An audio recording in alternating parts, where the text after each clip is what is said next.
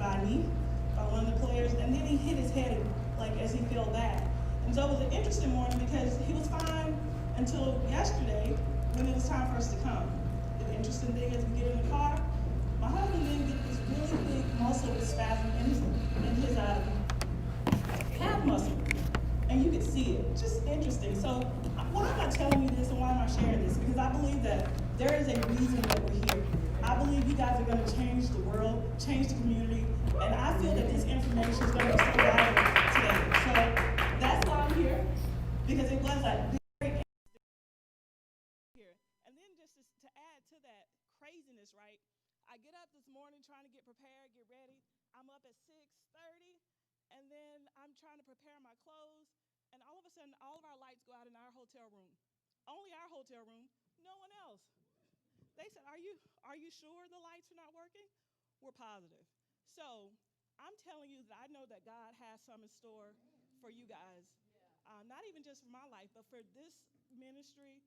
So I'm excited. I wanted to share that with you guys before I got started because I think it was important. So there was a little shade, and I use shade a lot when it comes to my friend as the introduction because she paused. I don't know if you guys caught that. She didn't know what to say. So I'm going to tell you guys about me just a little bit and why I feel that I can come and share it with you today. Can you guys see me okay over there? You cannot. Okay. I'm going to adjust this board if that's okay. I want to make sure they can see me.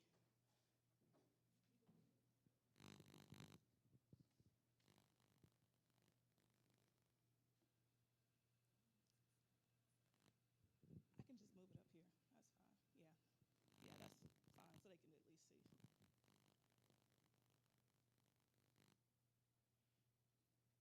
Thank you so much. All right.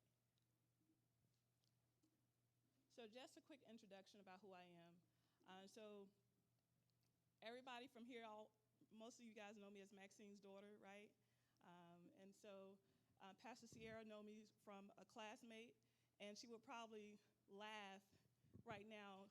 She knew me as Mercedes in class, Spanish class. And I'm thankful. I had to say I'm Maxine's daughter first because it was her prayers. Because if you would have been in the same class that we were in, when we were in high school, you would say, there's no way I'm going to be on this stage right now sharing with you guys the information that I'm about to share. So just a little bit about myself. I'm Maxine's daughter and thankful for her prayers. I'm also a servant of God. I like to use that title. So if you say, Michelle, what's your title? I'm a servant. Okay? I'm a wife, have a phenomenal husband. So in just a couple of days, we'll have been married 3 years, which is phenomenal because he's amazing. And you guys will actually get a chance to hear from him because he shares some things with me, and I think he's just the perfect person to share it. And you guys will probably get tired of hearing from me shortly. So I'm a mother. I have 3 kids and 2 nephews. And so it's 5 of us. There's 2 girls in the house, and then everybody else is male, so that's a story all in itself. I'm also the founder of Pass One On, and that is a nonprofit where I empower women, empower people to find their passion and look for their purpose. And then once they do that, the goal is for them to help one person at a time. The goal that we should always have is to help one person.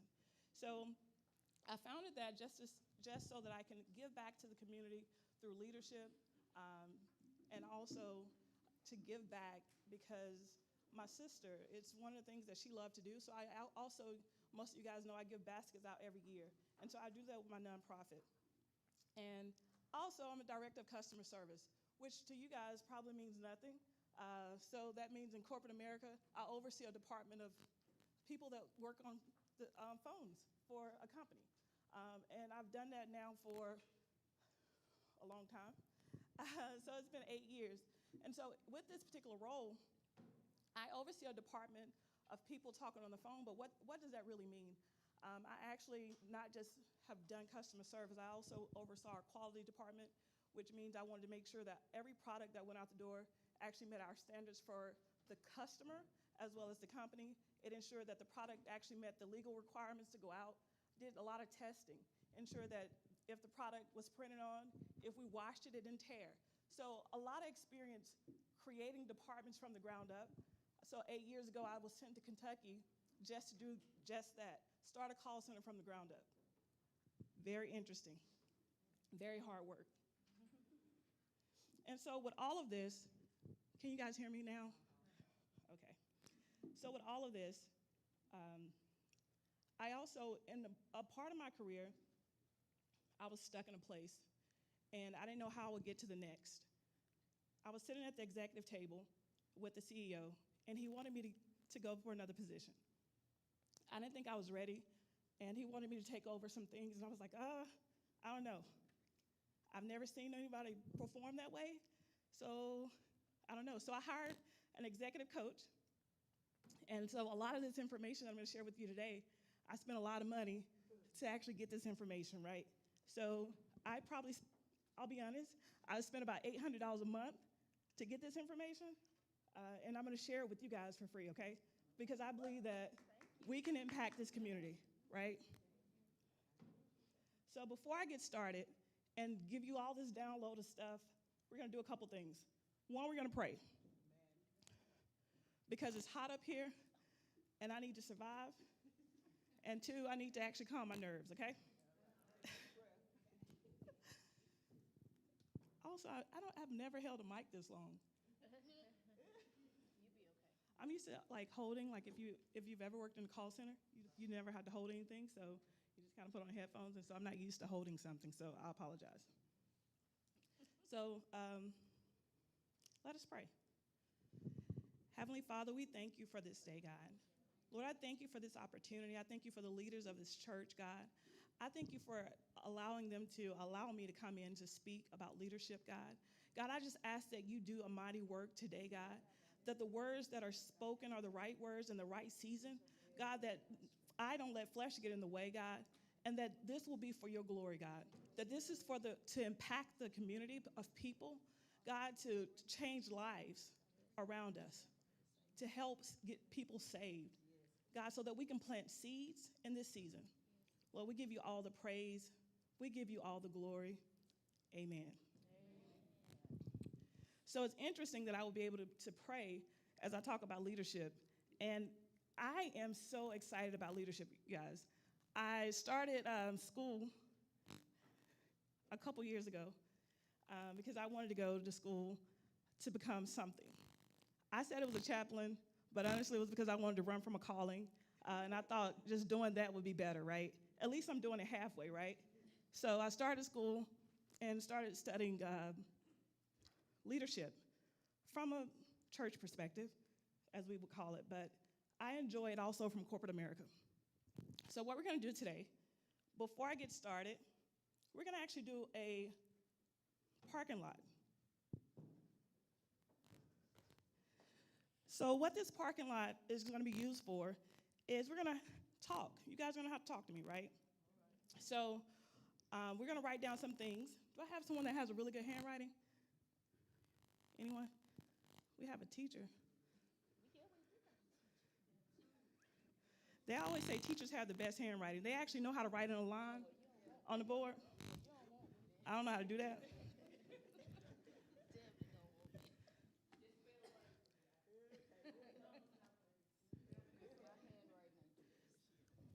All right, so what we're gonna use this parking lot for is, one, what I wanna do is I want you guys to tell me what you are expecting to learn today. We're gonna do maybe 5 things, and we'll also use this parking lot as after we have a break, we'll come back and make sure if you have any questions, we can write them down, because I won't be able to stop through the entire process just to say, hey, do you have questions? We'll use this board to say, hey, am I hitting the things that you guys expected to learn through this process, okay? So anyone has anything that they expected to learn? Everyone should at least have one, right? One thing you expected. Want to start on this side of the room? Okay. How to be a good leader.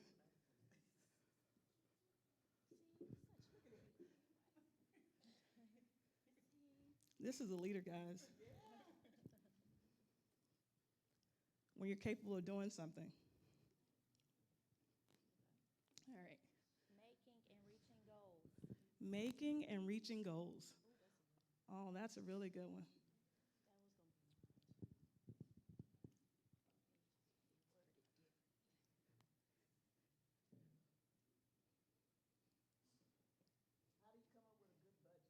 Oh, budget. How do you come up with a good budget? Oh, do we include that in our notes? I hope we did.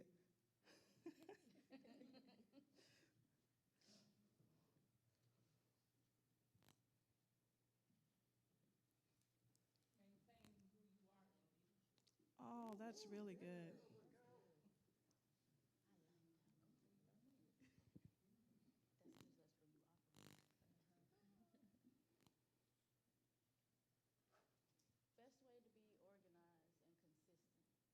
Oh, geez, you guys got some really good stuff. I like it.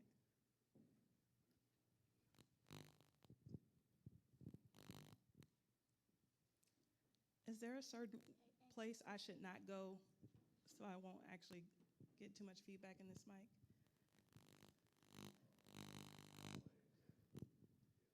Okay, perfect.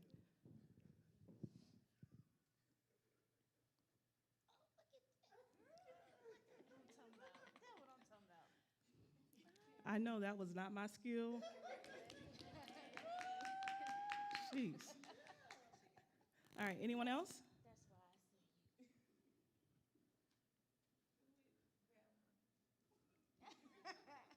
All right. If no other questions or expectations right now, it's totally okay. Like I said, we're going to use this board, and after our breaks, when I feel like there's something that we hit, and you're like, wait, you may have covered that, but you didn't go deep enough. I'll spend a lot of time trying to go deep enough. Some of this I probably won't be able to go as deep as I would like to, and you know what, we can always follow up on a Zoom. I'm free, love to give more advice, okay? So, Ms. Kayla, I really thank you with your pretty handwriting. And I would have had to stop and Google some words to make sure I spelled them right. All right, so we have our expectations. And what I'm going to do is I'm going to share with you guys what we're going to do from an agenda standpoint, right? Because hopefully I came with an agenda and I just didn't get up ready to talk this morning. So we're going to talk about Leadership 101. There are some basic things required to be a leader, right? And I want to make sure the foundation is set properly because there are moments where we go into leadership expecting or having a mindset thinking that leadership is one thing and it's totally something different. There is a difference between being a manager and a leader, and so I want to make sure that we understand what leadership is.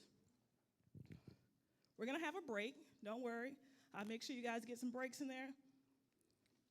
Then we're going to talk about self when leading. One of the things that people forget about is self. How do I take care of me when leading people? I think we're going to take time for a lunch because I probably need one. And then we're going to talk about leading others. How do we lead others? And then I'll give you guys another break, maybe. We may cut the last break. I don't think it's required by law. I'm just kidding. And then we're going to talk about strategy and day-to-day operations, like all the things that go into the day-to-day of leading people. And then we have a project at the very end. We're going to have a breakout session. We're going to actually apply the things that we learned, and we have a project impact, I think is what we're calling it. So we're going to take this stuff and we're going to use it. So I'm excited. All right, so let's get started. Leadership 101. So when we think about leadership, leadership is a noun, which is very interesting. How many people have been at work and someone said something about, those people, the leadership team or the management team, or even at church, right? You're like, I didn't know that was happening. The leadership team said this, or maybe you're part of the leadership team and someone felt that you should know something, right? So the leadership, the action of leading a group of people. So there's people, and it's the action of them actually leading the people in the organization. So it's the leaders of the organization, right? The leaders. So what is a leader? A leader is someone who can actually execute ideas, motivate teams, and achieve results. I like Forbes' definition of that because as a leader, you're always performing action. So one of the things that people generally do is they become a leader and they're like, oh my God, I don't have to do anything now. I just tell people what to do. Like, I don't have to do anything. No, you're still doing. There's still actions required. And you can't have one without the other. So you're saying, okay, I have a leadership team. Well, where are they leading people?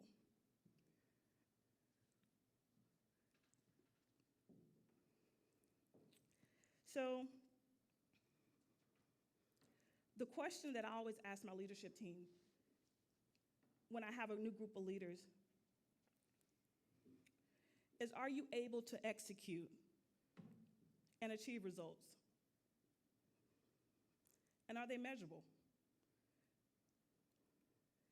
And if they're measurable, are they driving change? Because it's one thing to measure things, right? And it's one thing to say, hey, I have a leadership team doing things. Like, we've just done all of these activities, right? Like, have you ever just looked at your calendar and you were like, oh my God, I've done so much. We had prayer. We did 5 services in 1 month. But what are you measuring? Great, you did 5 services. How many people were saved? Right? How many people are part of your community now? Right? So it's not just about doing things, it's doing things that achieve something else that you can measure, right?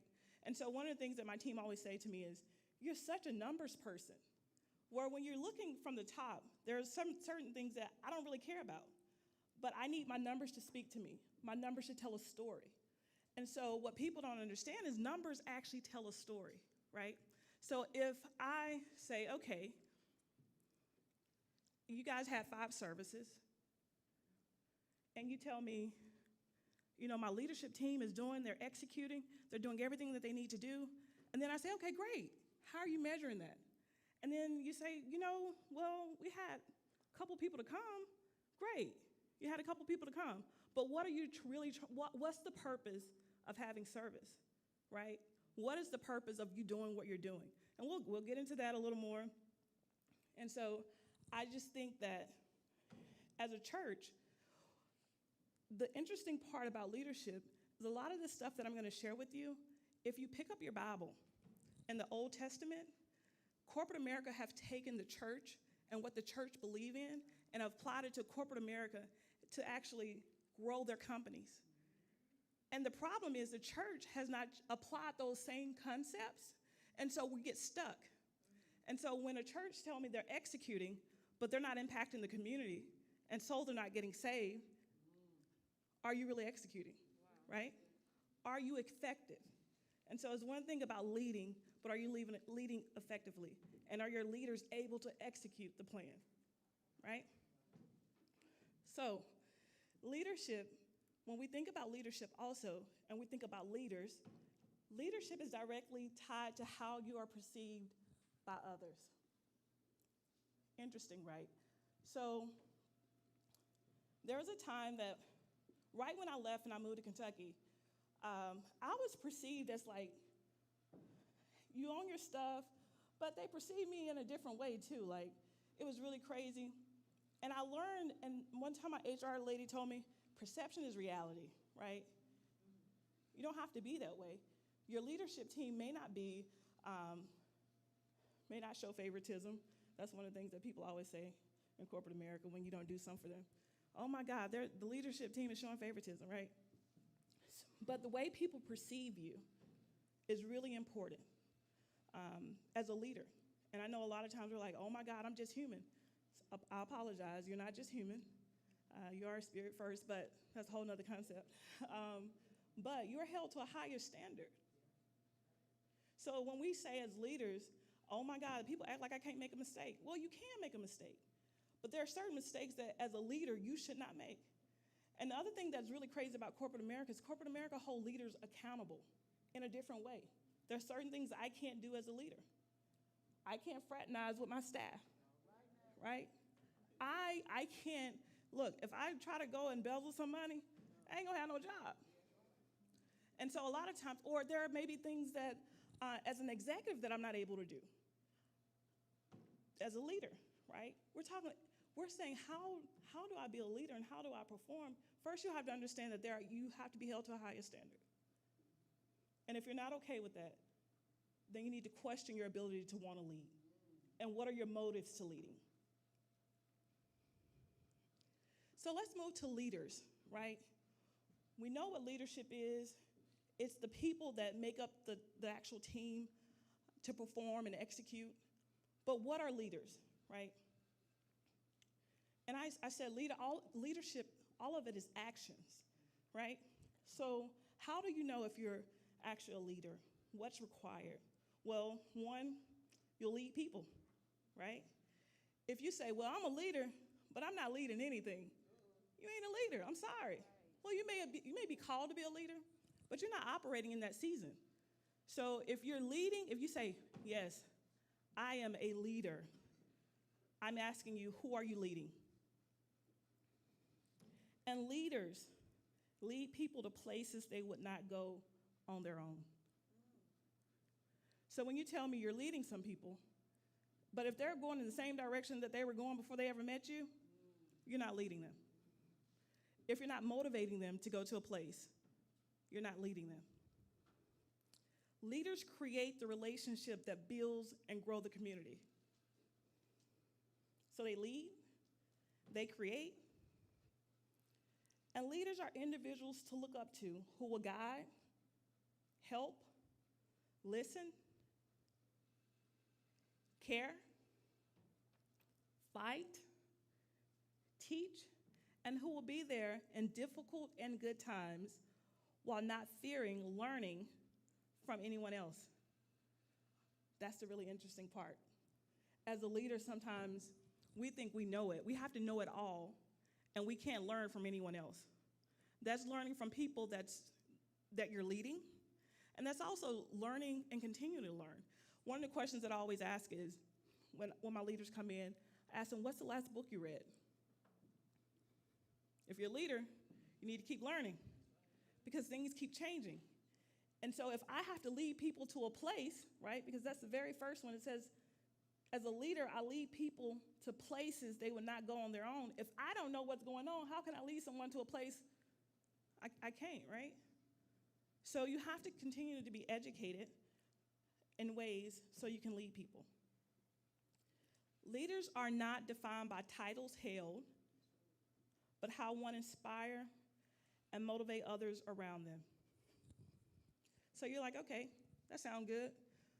So why do we give titles? Why do we get titles in the church? Why do we get titles in organizations? I'll tell you why. So titles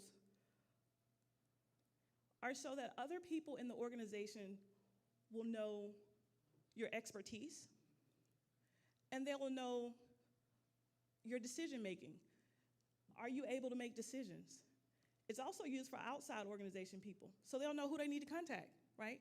So if I'm saying, hey, I'm looking for something about financial stuff, right? So, and I want to know the person who actually has the budget. I'm not just going to contact the worship leader, right? I want to talk to the financial people or the actual pastor, right? So we use titles not to actually just say you're so much more important than someone else, but we use titles so that people in the organization, people outside the organization will know who we are.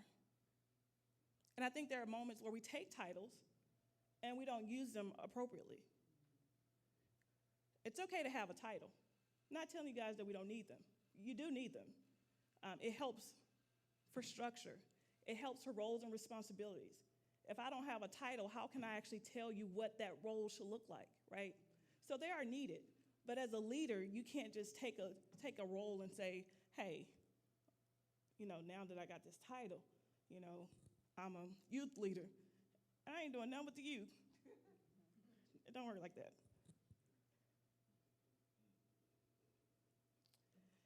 So the interesting thing about leading people, and how do I say, how does this work in the church, right? You're like, well, this is not true. I lead and I grow and I motivate people. And so when we think about the children of Israel, they cried out to God, right? And so when you think about a leader leading people to a place that they've never been, those people cried out to God for an answer. And Moses was a solution the whole time, right? So the interesting part to me was the people knew what to pray, but Moses was sent to lead them. God heard their prayers, right? So we know that they knew what to pray because God responded by sending someone. Well, if Moses wasn't willing to actually lead them to a place by listening, by actually saying that, hey, I want to come and take the people, then they wouldn't have went anywhere, right? And in here, I'm talking about leadership fight for people. I think there are moments in the church that we sit back on things as it relates to injustices. Like, we're like, the church is a church, right? Well, the church is a church. And the church should be the people fighting for the community. How can you be called to lead people that you're not willing to fight for? Doesn't work that way. You have to be willing to fight. There are a lot of times leaders are fighting for you when you don't even know it. And in the church world, we can say they're fighting, but also they're interceding, right? There are so many parallels when it comes to corporate America and the church, and we don't even realize it just because of the word choice. I'm interceding on your behalf, and I'm fighting a spiritual battle for you. I fight for my people all the time. In 7 years of working at my current company, we've been through 5 acquisitions. That means we purchased companies. We actually sold every last company that we bought. And then we got bought by 2 other companies. And I've been part of every last change. And every time, I had to fight for my people. I had to say why my people were important, why their jobs didn't need to go anywhere else. Every time. Ask me how many times I had to let people go because they were moving our organization. None. Why? Because I'm willing to fight for my people. There's a value when leading. If you don't understand that it's not about you and your paycheck, because guess what? If you don't have anybody to lead, you're not a leader, right? So you have to fight for people in order to say you're a leader. And you could say, I'm going to go back to injustices just for a second. There's scripture in the Bible. If you say, I don't believe the church should be fighting for folks, and when things are wrong in the community, there's scripture. If you need to find it, there's Jeremiah 22, 3 and 5. There's Psalms 106. All these things are in the Bible. So I'm not just making it up, I promise. I'll make up some stuff, but not this one. I'll tell you when I make it up, okay?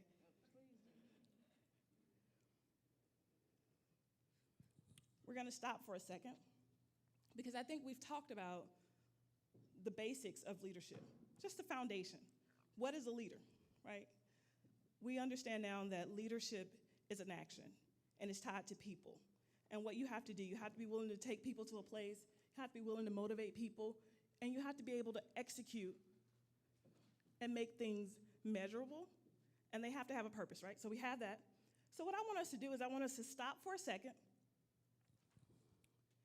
And I want this group of people, let's see, 1, 2, 3, 4. You guys don't have to move your seats or anything, but I want you 4 to just kind of talk and I want you to think about good leaders. And what are some of the qualities or traits that you noticed about them? And then I want 1, 2, 3, 4. Actually, you got to move over to the end of your chair, and you work with them. Perfect. And then, so you guys are going to think about some good traits from a leader, and you guys had the hard job. You're going to think about some traits, maybe they weren't so good. You think about some of the leaders that you had over your years. Some of you guys are a little older than I am. So it means you have some experience with leadership, right? When I think about and what I've told you what a leader is, I want you to think about those people that were in positions. Look, don't call names, okay? Don't say, you know what? I had this leader that worked at Walmart. Oh, they were so bad. No, look, no. We're talking about traits. I want you to I want you to talk about the traits. I want each group to come up with at least 5 of those traits. At least 5, okay? That should be kind of easy. I'm going to give you roughly about 6 minutes for you guys to discuss it. Oh, you guys are perfect. You get to do both. You get to talk about good and the bad. Y'all got a lot of experience. The kids can tell you a lot of stuff. Y'all get to have the kids too. They're professionals, yes.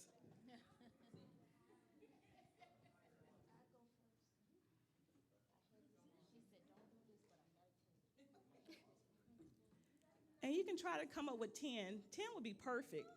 10 would be ideal. Yeah, 10.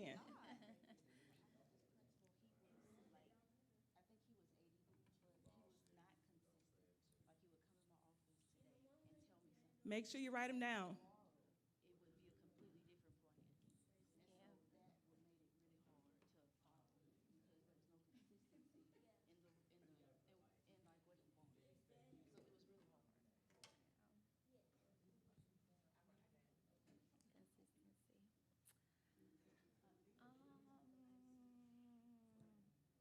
I've had a couple of people that had like a bad attitude, like their tone wasn't right.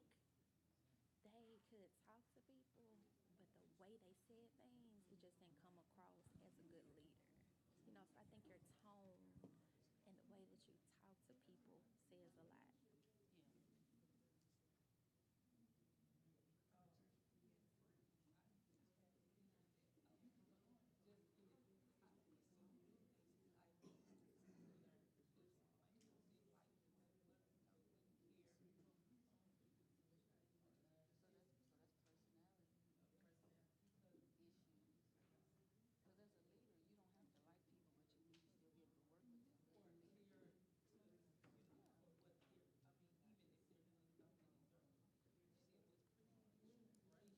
Yeah, favoritism. Jay, what group you in? I didn't put you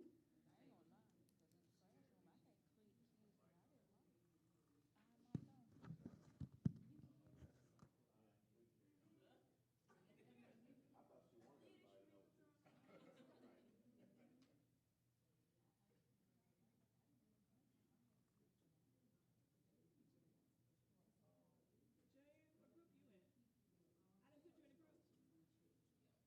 you come be in this group. Yeah, right here in the middle.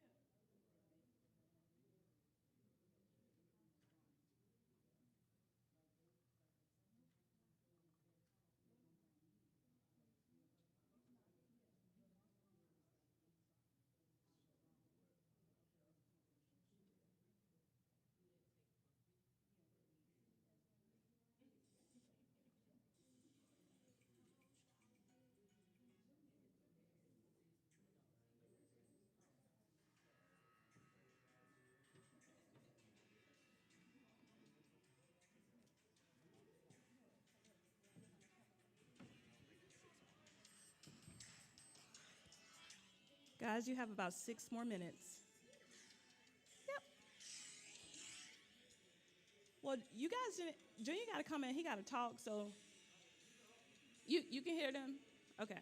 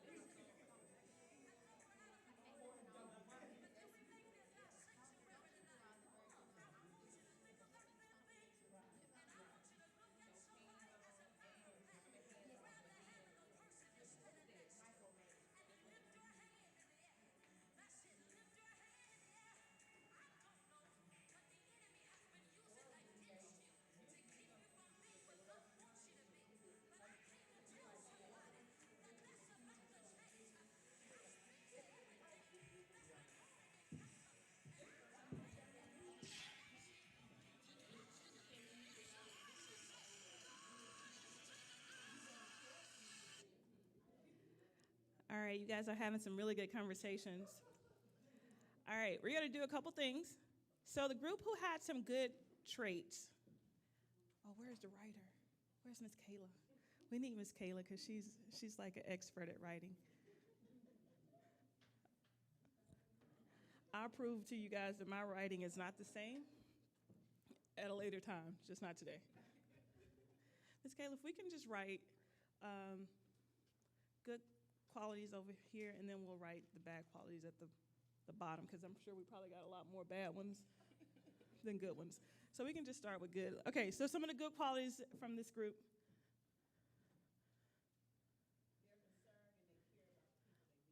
Oh, concern, caring.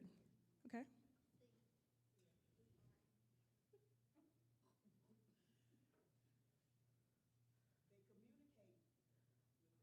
Oh, communication. Oh, great communicator.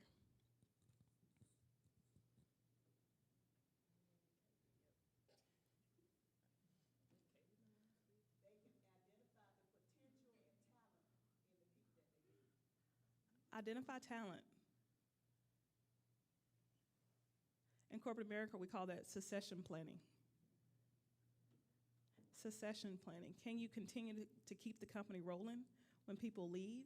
Can you identify the next person? Can you identify the roles and the jobs that needs to be created? Can you identify the skills that's needed for each job? So it's needed in the church too, right? All right.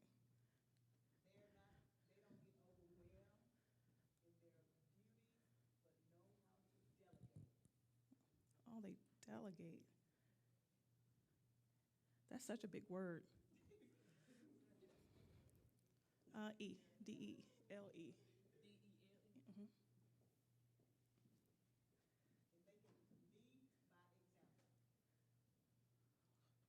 Lead by example. All right, we had a group over here that was working on good qualities and bad qualities. So, did you guys come up with anything that was different from what we already have? Okay. The good qualities.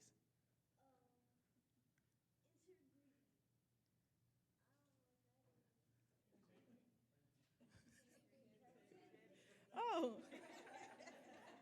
they, they have integrity. Okay. They're accountable. Oh, trustful and honest. All right, perfect. Thank you. Not yet.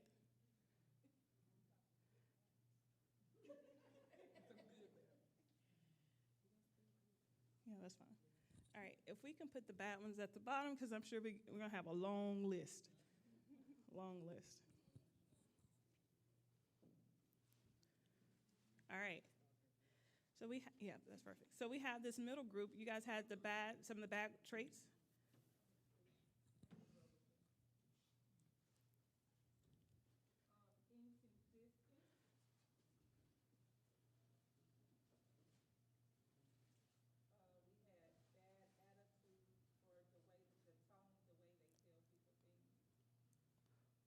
Oh, the way they communicate.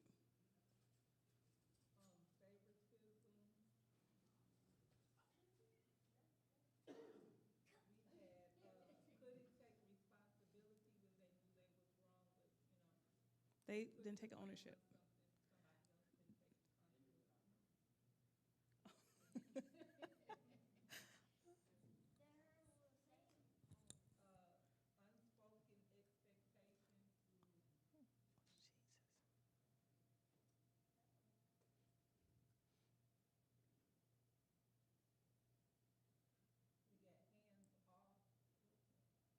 Oh, they're not visible. They're not leading from the front. Okay. Hands off. Not visible. Oh, sorry. Oh, those micromanagers. Jesus.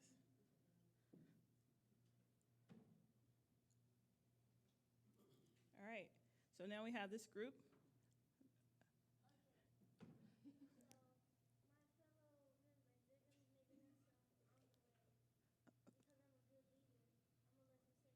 Oh.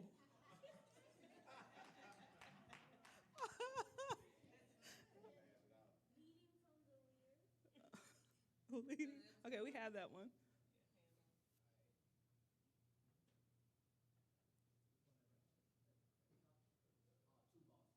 Too bossy. Too bossy. Yeah, just in case. Oh, don't pay attention.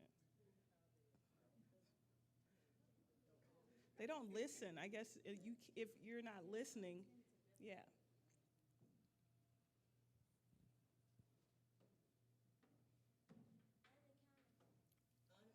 Oh,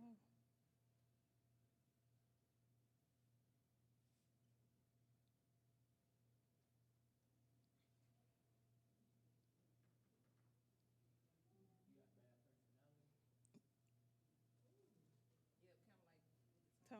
Yeah.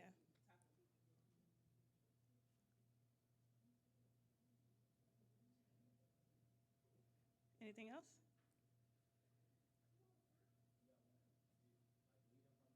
Yep, we got that one. All right, it's okay. This is enough. Thank you so much. This means that you guys are thinking about it, right? And I think let's talk about some of the good traits and qualities first. So it's very interesting that some of the top things that I think, as well as Forbes and a lot of other people feel are great qualities for leaders. The first one I want to talk about is empathy.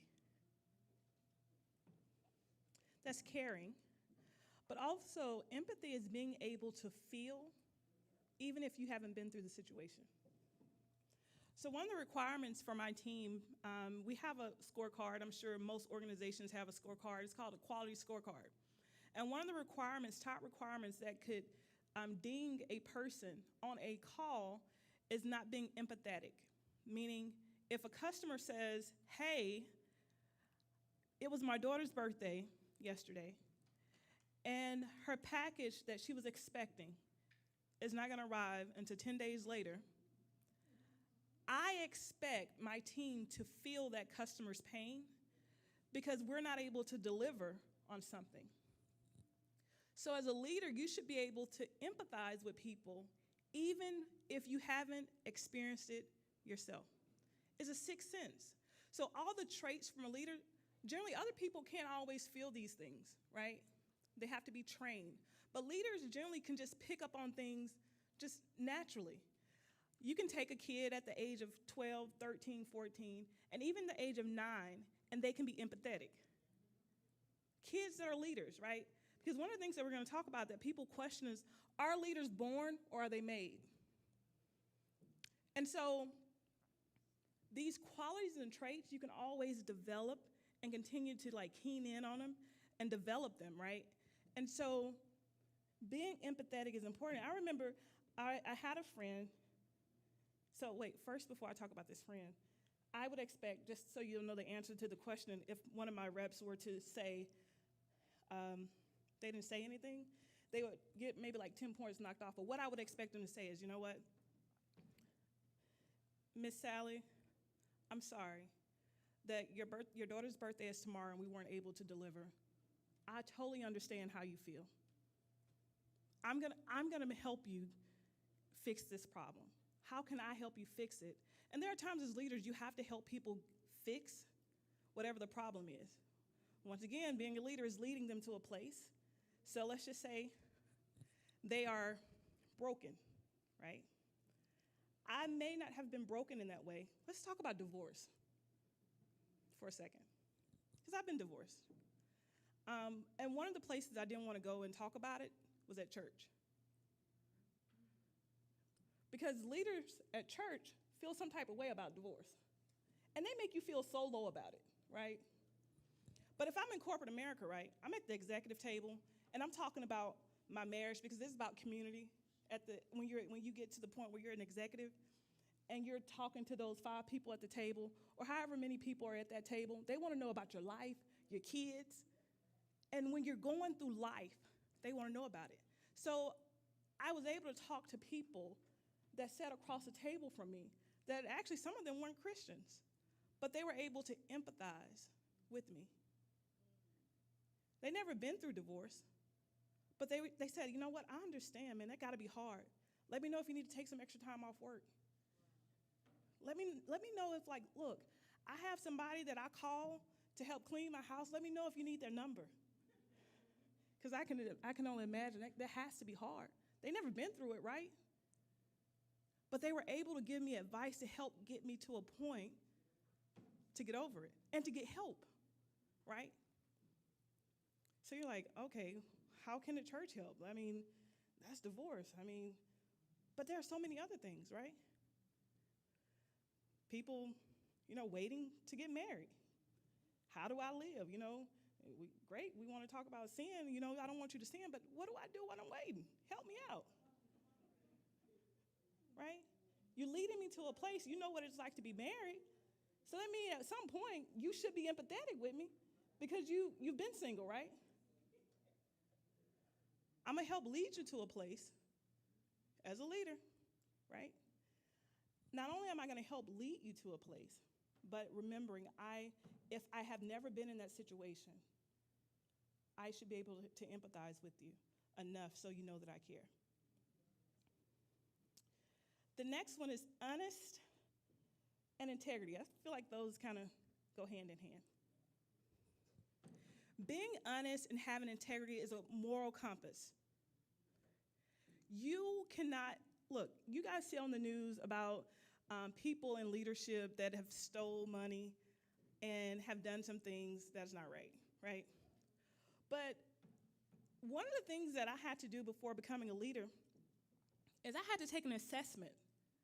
And this assessment asked all these questions about me being honest and my integrity. Like, do I feel like it's okay to take leftover food? Is that considered stealing? I mean, I don't know. I don't think so, but hey, I don't know. I mean, do you think it's stealing? Is it a company policy that I can't take it? Right? So there are moments where they just want to question your moral compass. Are you able to be honest when no one's looking?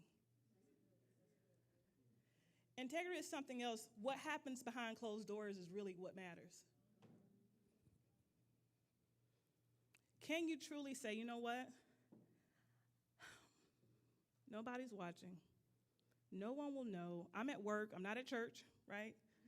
There's a difference, I think. Sometimes we think just because I'm leading at work, I shouldn't have the same thoughts. I should lead differently being at church and at my regular job. No, it's the same. So the same integrity, the same honesty that you would have is still required. Your regular job and your church job, in church. People struggle with Christians because they're like, I thought this person should be honest. And they lie. Like they were talking to this person, and then I asked them the same question, they lied to me. That break people down, y'all, as leaders.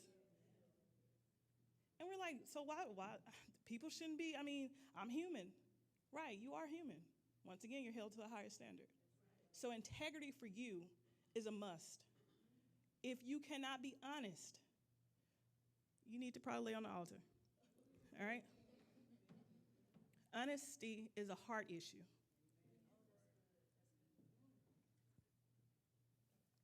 Let's go to the next one. Transparency. So transparency refers to a state of being that allows for others to see what is being done and why. Interesting. I think about transparency as a leader, and what we've made transparency to be is to bleed on our people. That's not the same thing. So what is transparency? It's, hey, we're going to do this, and this is why, right? This is the activity that we're going to do, and this is why. This is the real reason why we're going to do it. I'm not going to sugarcoat it and tell you we're doing this because of something else, and we're not. That's transparency. Transparency is not, you know what, y'all, this is how, my life is just a mess. I'm going to let you just see how I'm bleeding. That's not transparency. Because as a leader, the way you lead is actually, You have to, when you have issues, you talk upward, not downward. You know why? Because you bleed on your people. And your people are not able to understand things the same way you are. So you end up hurting people, innocent people, because they can understand, wait, my leader can't even deal with that. How am I supposed to deal with it? Right? So transparency. Remember, when we're being transparent on the stage, that's not it. Transparency is when you're telling someone why you're doing what you're doing. Let's say we're going to have an event, and we're going to do this event, and the reason we're really doing this event is because actually the community called for us to do it. The mayor said, hey, I really want someone from your church to show up. Not because, you know what, hey, I was dreaming and God told me. No, that's one. Let's go back to being a good leader. Got to be honest. And transparency while we're doing what we're doing. Well, the mayor wants us to do this, and this will give us an opportunity to connect with the community, right? The reason why, okay? You have to be confident. Confidence is important, y'all. I struggled in this area, actually. Struggled in this area a little bit when leading. There are moments where I was a great leader, but when it came to being sure of myself and my abilities, I struggled. I actually struggled because I thought that being humble was the same thing as the lack of confidence. They're not the same thing. I am confident that I can do all things through Christ who strengthens me, right? So that's my ability to do whatever I'm called to do. You're called to be a praise and worship leader. I am confident in my ability to be a praise and worship leader. I am confident that I can take people to a place that they can't take themselves. And that's not being arrogant. That's not being cocky. That's me being confident in my ability. Because not everybody can do that, right? It's a skill. So I'm confident in the skill and my ability. Not everybody can understand numbers, right? Not everybody can look at the budget and figure it out. Not everybody can do that. And it's okay. But it's okay to be confident and say, you know what? I know how to work with numbers and navigate and help people get to a place where they can make their credit scores reach a place where they can make things happen in the community. They can purchase stuff, right? That is okay to be confident in those things. I think for me, I struggled because I just remember the words, be humble. Don't be cocky. And I would hear someone giving an elevator speech or telling how good they were at something, and people like, oh, they so arrogant. So my brain was like, oh my God, I can't speak highly of myself. That means I'm being boastful, right? Being confident means that you know what you're capable of. If you can never speak what you're capable of, you're not confident, okay? Can you say what you're good at? If you can't say it, that means you're lacking confidence. A good leader will be able to show confidence. So we're going to stop for a second. And what I want you to do, the person right beside you, I want you to give a quick elevator speech of who you are, your skills, and your abilities. Look, it can be like church related. It could be, I want it to be both, church related and like your skill set and whatever you do. So I want you to get with someone. Let's see, 1, 2, 3, 4. We got 18 people, so we have just enough people to match up people. Perfect. All right, so 2 here, 2 here. Oh, all right, you moving over? Okay. Iris and, okay, you too. Junior, can you come over here by Pastor? I'm sorry, by Apostle? Perfect. Brother Townsend and Sister Townsend, you guys can tell each other. Split up? Okay. Actually, Junior, if you would go with Brother Townsend, Sister Townsend, go with Apostle. I think that would be great, actually. Perfect. Because leaders should be able to pull out once they hear something. They should be able to pull out so that they can tell people if they need to adjust sometimes. Okay, you go with Katie Mae, Tyler, and Ayan. You guys work together. Okay, that's fine too. Jesus. All right. So once again, what you can do first, if you want to, I would say just think about it first. Before you give your elevator speech, write it down because you'll need to know this elevator speech. So first, before you share it with the person right beside you, write it down. What are your skills? What are you good at? What do people always tell you? Oh my God, you're so good at this. And you're like, what? I didn't even know I was good at that. You know why? Because you're capable. It's a talent. It's a gift. So you won't even notice it because you can do it. If you couldn't do it, it wouldn't be a gift. All right? So let's take a couple minutes. I'm going to give you 5 minutes to do this. And then I'm going to give you like 2 minutes to share with each other because your elevator speech shouldn't be too long. It'll take you more time to think about it than to actually say it.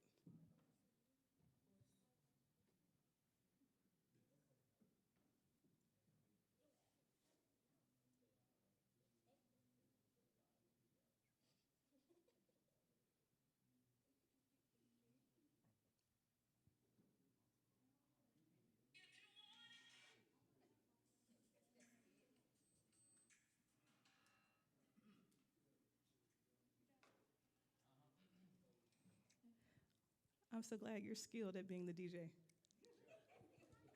I had to ask him to create playlists for me all the time because I suck.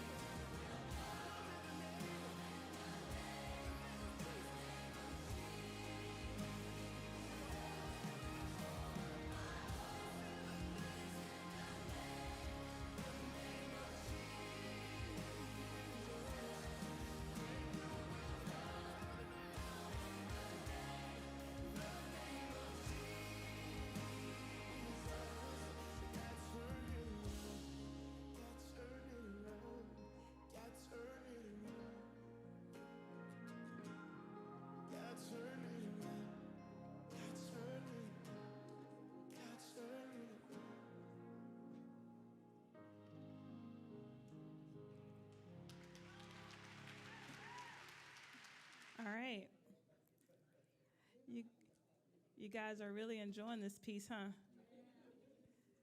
How many people can say it was actually kind of hard to think about what you were good at? How many people actually want to share their elevator speech? You, Miss Vera, you want to share yours? All right, share it.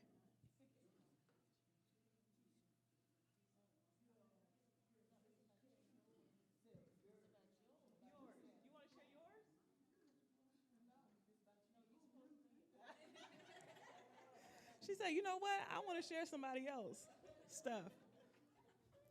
Anybody want to share theirs? I'm going to share mine. And then I want one person to share theirs. One person. One person that feel like this is something that you struggle with. And why am I doing this? Because I think you have to build. If you say that you're a leader, how can I help you build where you lack? That's my job as a leader. So one of the things that I do very well is I lead very well. This is not because I say I lead very well. The numbers are in the pudding. There are surveys that my company has done and said, you know what? In all the companies, departments, your team really thinks you're a great leader. I lead well, but also I develop. I'm able to go into an organization and tell them what they should change to get the best results. I'm able to navigate through change management. I'm actually certified to actually go into organizations and tell them how to pivot. If they have new leadership, how can you get everybody to catch on to the vision and run with it? I can look at something and actually connect all the dots. That's what I'm good at. I'm good at talking and making people buy into whatever I'm selling.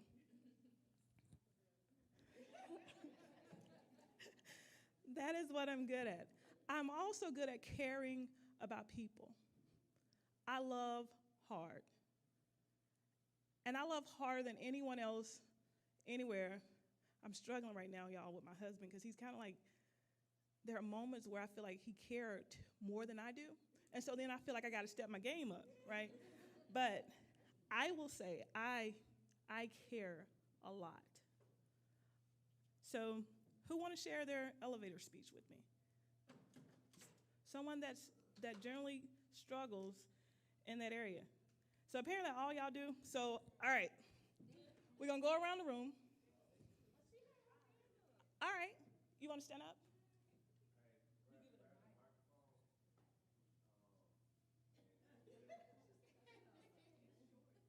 It's perfect. That's what an elevator speech is. How long does an elevator actually run to get to the next floor? A couple seconds, right? So it shouldn't be long.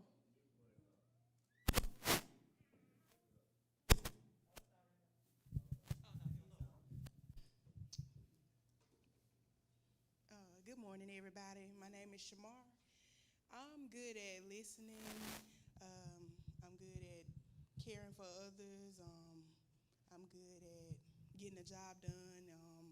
If my manager asks me to do something, I'm good at executing it, getting it done in a good amount of time. I listen very well. I have a lot of friends and people who feel like they can confide in me and come just talk to me. And I listen to them.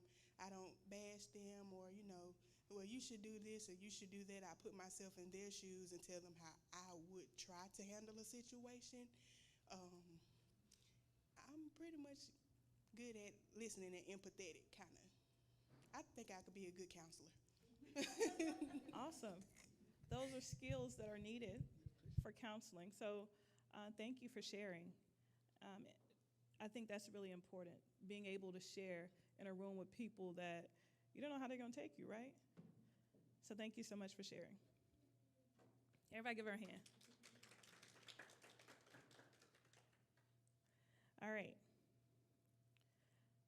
The next thing is excellence. Leaders operate in excellence. How can I be a good leader? I need to operate in excellence. I've heard people say that everything is important. As a leader, you have to understand everything is important. So what does excellence actually mean? It's the quality of being outstanding or extremely good. So, if I'm a leader and I operate in something really good, it's measurable. If you can't measure good, you're not good, and it's not excellent. So, everything matters, and operating in excellence. Okay, so help me understand this a little bit when it comes to the church. I just said everything matters, right? If you're a leader and you're over a particular organization in the church, your part of the church should operate like a full oil, well-oiled machine. All right, so that means when you're not there, because you operate in excellence and everything matters, you're training people, you're preparing people. So when you're not there, although people notice you're not there, things still operate. Okay? That also means that when people are looking at my area, they're like, wow, they do it so well. Like, they don't know the struggle.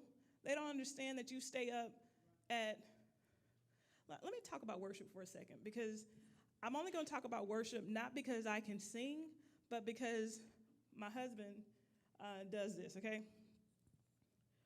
And look, if it's wrong, it's because my husband do it wrong, okay? So from a worship leader perspective, you're listening to songs, you know new songs before anybody even know they come out.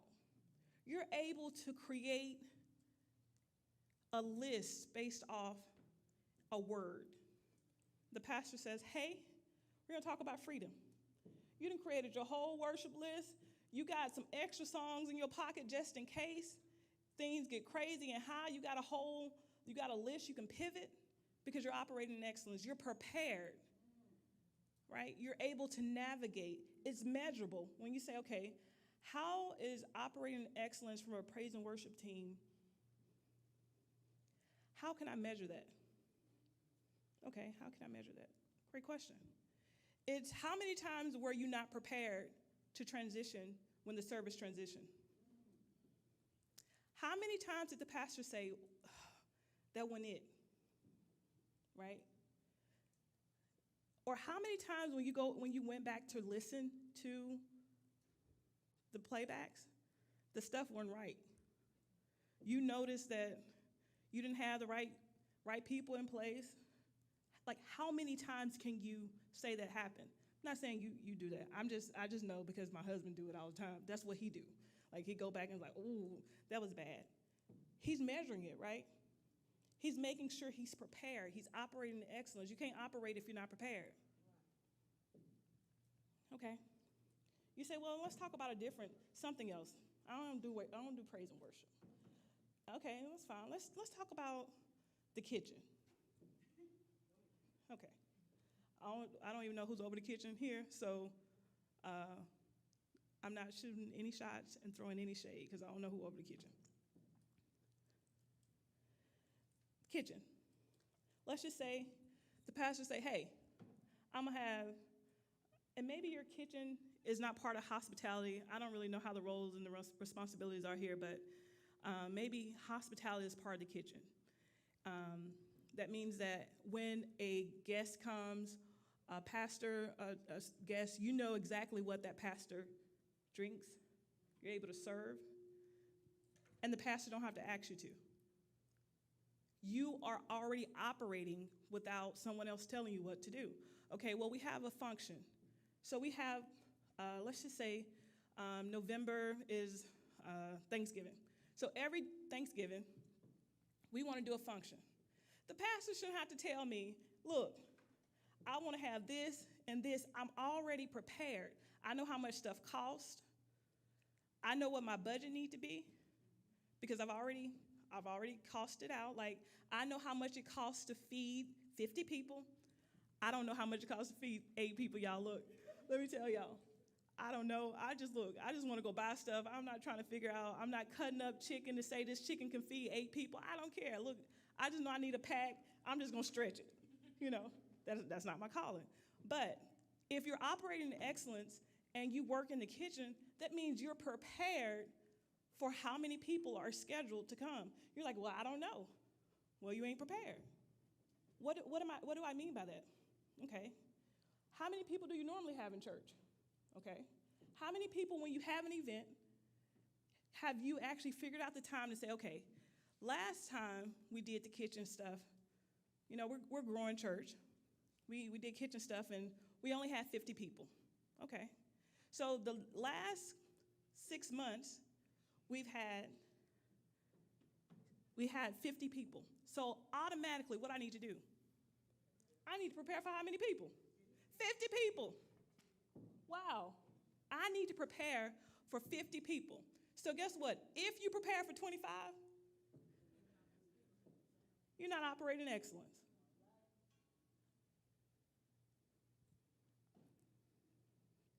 I know, I'm being a little harsh. I apologize. I'm just kidding. I don't apologize. So when I talk about excellence and I say everything matters, one of the things matters, stage presence matter. I wanted to wear something else this morning, and I changed clothes multiple times. It's like, man, I should have tried this on before I packed my suitcase. And I'm not the person that really cares, really. Like, I'm just not that person as much. But I haven't always been that person. Let me change that. I haven't always been that person, but being a leader brings out something different. Because what I said at the very beginning is that leadership is perceived, right? I watched a video, and this lady was doing this transformation. She opened a boutique. And the reason she was going through this transformation is because one day she was sitting outside her boutique, and she was a fashion designer, and one person said to her, why would I listen to someone who's dressed like that about fashion? She didn't look the part. And I know you're like, well, looks are not everything. Well, they're not, but I need to be able to distinguish that you know fashion. Like, if you're going to be like, okay, if I tell you I know how to cook, but every time you see my food is burnt, what you going to say? She can't cook, right? So if I say that I know worship, but every time I need to lead people to a place of worship, I can't, right? Or if I say, hey, every time, you know, I'm asking people to be put together, but every time you see me, my clothes, I'm on stage, and you go back to rewind, I'm wrinkled. Yeah, I was wrinkled. I had to take my pants off because we couldn't iron. And I was like, I can't do this. And he was like, it's not bad. I was like, no, it's bad. I need to take them off, right? Because presence matter. And at the end of the day, people see you first. When they're walking by, before you open your mouth, they see. They say that's why men married, like, want to date women first. They really don't care what comes out of your mouth first. They're attracted to you, right? So what are you putting off? Presence, stage presence matter. So once I have this look that I need, where I'm put together as a leader, right? Then the tone and how I present information matters, because we're doing it in excellence, right? So I can tell you something, and the tone that I use determines how you take it. Could be the right information. So I can say, hey, Kayla, I really don't like how you did the board. Is there any way you can actually change and put the boxes on the left-hand side instead of the right? Are you willing to change that for me? What would you say? Okay. Kayla, I really don't like how you did those boxes. Can you move them to the left-hand side? How you feel?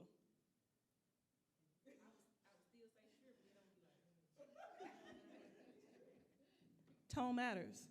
The way you present the information matters. The inflection in your voice matter.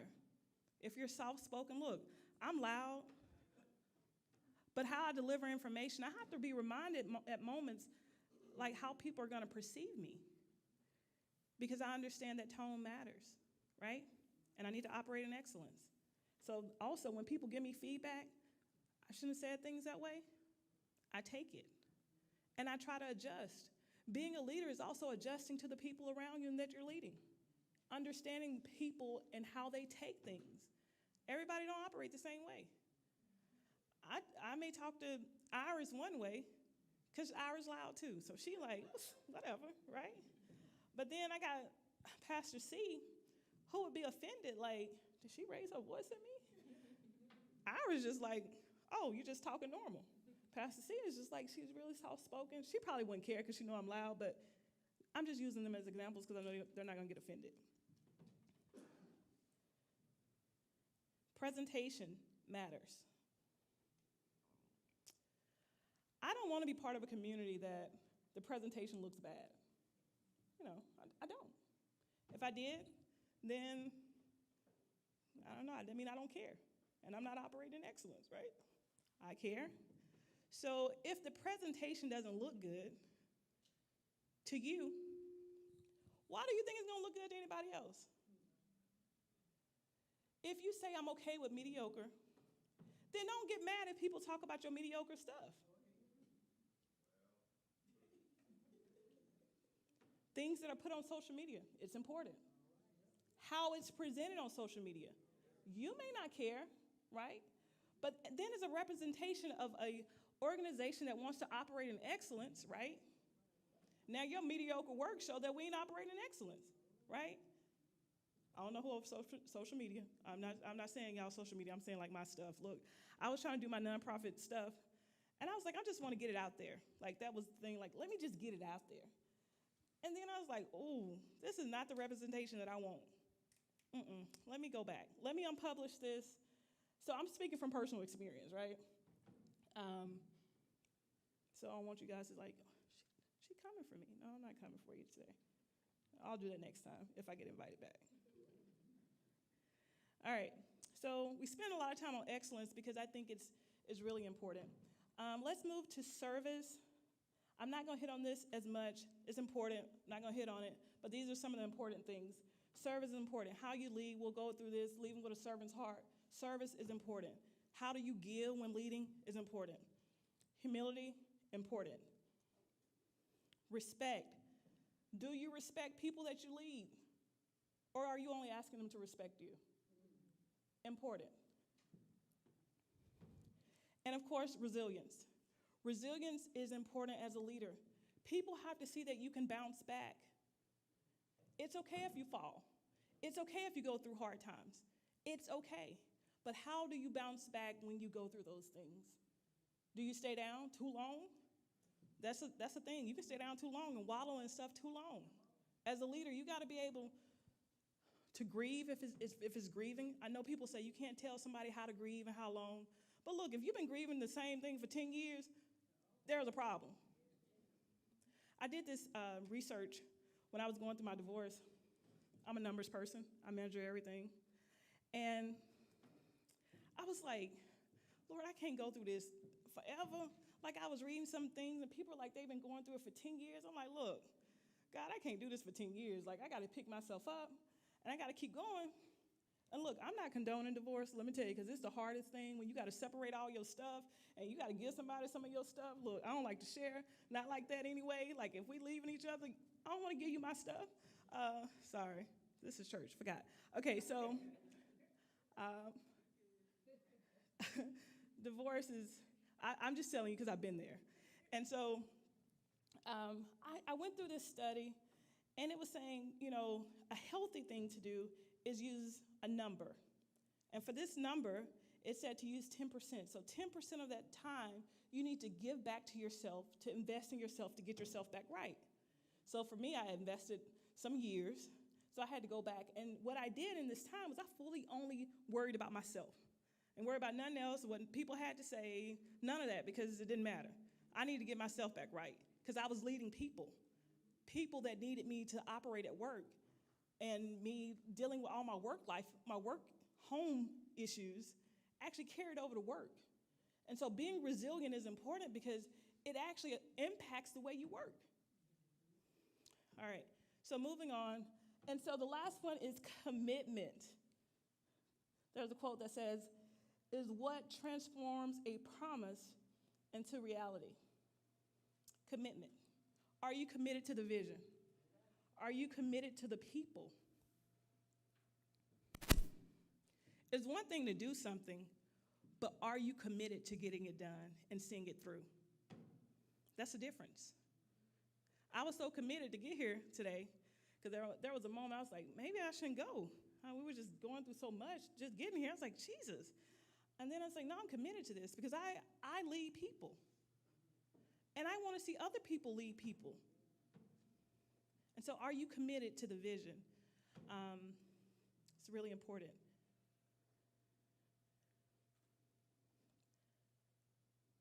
I'm just going to check my time real quick.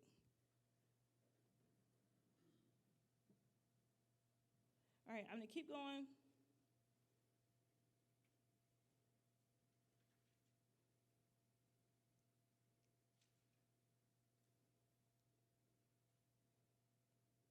All right, poor leadership traits. We see that there are so many here listed. And I'm just going to go through these really quick. And then we're going to do a quick break or a session in between this. I'm going to give you guys a little break just in case you need it. But we're going to talk about poor leadership traits. And one of the things you guys said is poor communication. We all know what that is. Communicating. There are moments where we think we're communicating, but it's poor. Okay, what do you mean? I'm not clear with my communication. I'm not giving enough information. I'm not consistent when I communicate. Maybe when it comes to feedback is part of communication, I'm not giving that. Ooh, that's really hard, right? Because a lot of times we want to give people praise, but as a leader, we got to actually tell them what they're doing wrong. So being a leader and not delivering feedback is poor communication. Being arrogant, lack of praise and feedback, lack of trust. It's one thing for the people to not trust you, but you not trust people that you delegate and you call and you put into office and that you give responsibilities to. If they're not able to complete the task, let's go back to your communication. Did you communicate properly? Right? There are a lot of things to ask, and why are you not trusting people? Were there trauma? Was there some trauma in your childhood? As leaders, we got to be able to identify what's causing us to have these poor traits. Just because you have a poor trait doesn't mean you can't fix it. I think I had issues with poor communication because I wanted to shut down. My emotional intelligence on how I dealt with issues when I first started leading people was not the best. I wanted to kind of bottle things up a little bit until I got so frustrated, and then now I want to tell you you're not doing what I need you to do, and I need you to do better. And that was just my communication, my feedback. I was just kind of poor at that at first. Then I'm like, I need to be consistent with the feedback I'm giving you. You need to know if I'm okay with what you're doing. So I'm going to give you praise, and I'm also going to give you feedback. And I need to be okay when you give me feedback, right? You're unsupported. How are you actually supporting the people that you're leading? How are you supporting their kids, their families? One of the things I told you is that corporate America, they always ask you about each other and your families and just how everything is happening. And so in the church, it's the same way. If you're leading people but you don't know what's happening in their life, you're not leading them. Sorry. You need to know. If you feel like you got too many people, then I don't know. Maybe you just call to lead one person. You shouldn't try to grow. I don't know what to tell you. What are you saying? Leaders can't lead too many people. That may be true. And that means that you should be identifying the next people to help you lead those people. In my organization, I had to hire a lot of people for the peak season. And that was a year I had to hire over 200 people. And every person that came through that door knew that I was the leader of that department. No matter what shift they worked, I stayed if I needed to work overnight so they can see my face. Right? And so one of the things that you have to do is make sure that you're supporting your people. What support looks like for one person doesn't look like for the other person. You're uncommitted. You're uncommitted to the whole process of leading. You're not trying to develop people. You're not committed to their department because it's not your calling, so you don't care. Like, fine, you just do it. That's your calling.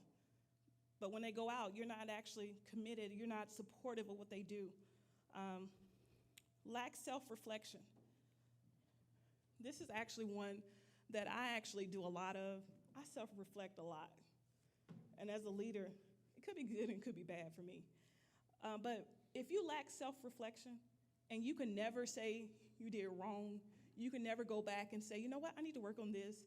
If you never do that, that is a problem. How can you give someone else feedback if you're not looking and giving yourself feedback? Self-reflection is important. You're inconsiderate. Lord Jesus. Look, I should probably turn the mic off on this one. I get so tired of leaders being inconsiderate of other people's time. You ask people to be somewhere at a certain time, and you ain't even on time. You don't have no agenda for your meetings, but you want me to be there. How does that work? You want me to be prepared, but you're not prepared. You want me to study, but you ain't studying. You want me to develop people, but you ain't developing me. Look, you can't be inconsiderate and leading people. You need to be considerate of their time, their space, their money. Look, don't ask me to invest in your vision if you ain't willing to actually spend it wisely. Don't be inconsiderate. As a leader, think about meetings and times. Does it only work for you? And you're asking people to be flexible? Are you flexible? As a leader, there are moments that I have to be flexible. Like, I understand that my people have kids too. I'm asking them to change their schedules and work shifts. I get it. I'm the leader. I can make those decisions. But am I considering other people? Because they're people. At the end of the day, they have families. So one of the things, a rule that I put into the office is if you're making changes to anybody's schedules, unless we're giving it mandatory overtime because we don't have any other choice because the company needs it, every other schedule change has to be communicated at least 2 weeks in advance, minimum. That gives you time to say, hey, I still have a company that we got to run, right? But I want to be considerate of your time. I want you to kind of make adjustments at home so that you can adjust when needed. As leaders, we have to do the same thing when we're doing meetings. Are you doing meetings on days that you know people their kids got football and basketball? Leading, they have to lead at home. If they can't lead at home because they're only supporting you, they actually ain't even operating as a leader because the most important part is leading at home in the first place. So be considerate. All right. That was a soapbox moment for me. Can you tell I got really passionate about that? My tone changed about being considerate. So what we're going to do, we're going to actually get ready to take a break. And the next thing we're going to actually talk about is, am I called to lead? But before we do this, the break that we're going to take is, you see, we actually have some peanut butter and jelly. How many people like peanut butter jelly? Y'all, okay, let me tell y'all something. I don't know if this is a Mississippi thing, but there was a song growing up. I think I was about 6 years old when this song came out. I don't want to. Everybody know that song, right? Okay, thank you. Because my husband said, I've never heard, no, the other song that we played, yeah, that's the only song he knows. He's like, what are you talking about? I don't want no peanut butter and jelly. I want my soul to be saved. Y'all, he was devastated. Like, what are we listening to? I don't understand this. Y'all, it has to be a Mississippi thing. Because let me tell you, I was like, can we play this song? He was like, I can't let you control the radio. He just needs some prayer. Y'all, he needs some prayer. But what we're going to do is we're going to actually do this peanut butter and jelly. And during this time, I want you to take a quick break, too, if you need to. Or if you want to actually look at this activity that we're going to do, that's totally fine. So I actually need 2 people. I need a leader God who says still that, you know working what, I'm miracles. not struggling communication. I need one of those leaders. That can't be me. All right. Come on, Kaden. All right. And I need someone else that can sit under his leadership as he give you directions. Miss Townsend, perfect. All right, Kaden, if you can actually come over here, like just stand over there and face Grandma for me. Just face her. Miss Townsend, if you can just come right here for me. Kaden, your job, you can't look. Here, come. All right. Your job as a leader is to tell Miss Townsend how she needs to make a peanut butter and jelly sandwich. But you can't look at her as she makes this peanut butter and jelly sandwich. She's going to follow your directions, because I think in leadership there are moments where we expect people to do something, but we don't give them concise and clear instructions. All right? So, yes, ma'am? Yes.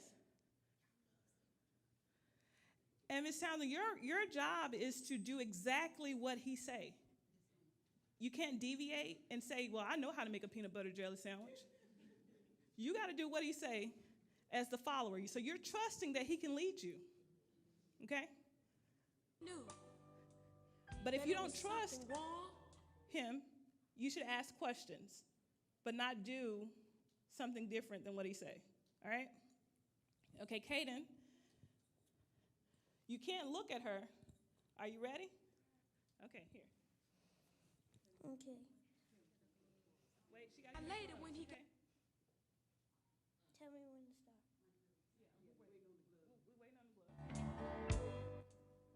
He told his mother. He said, Mother, I'm so hungry. I'm so hungry right now. She said, Son, come into the kitchen and I'll fix you a sandwich. She reached in the cabinet and took out the peanut butter and jelly. He said, Mother, you really don't understand.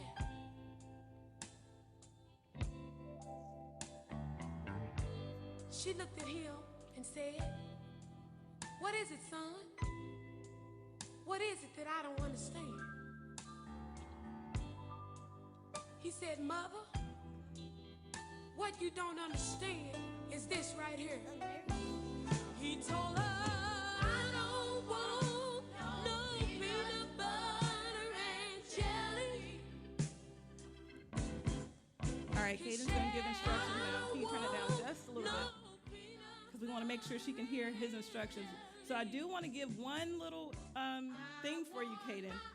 As a leader, there are moments where you should probably check out the scene before you give instructions, but I want to let you know that none of the products have ever been opened before. So when you give instructions, take that in mind, okay? No, it's too late. Too late. Okay. First, open the bread with the little twisty thing. Take that off first, and then open it. Never get the first piece of bread. Then get. What do you want her? What was the first thing? Don't get the first piece of bread. Okay, so you want her to take. Now get 2 pieces of bread, at least 4 inches apart on the table.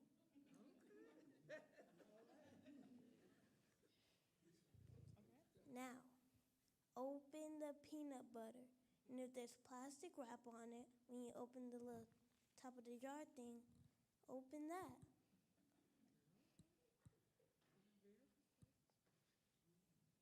Now do the same thing to the jelly. Done? No? Okay.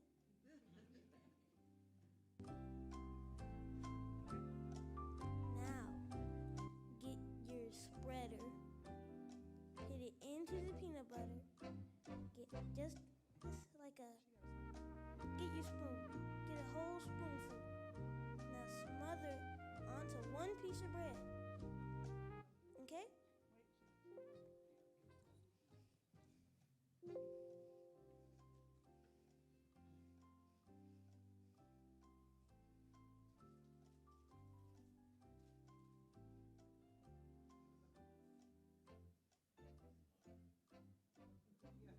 just get it all over the bread.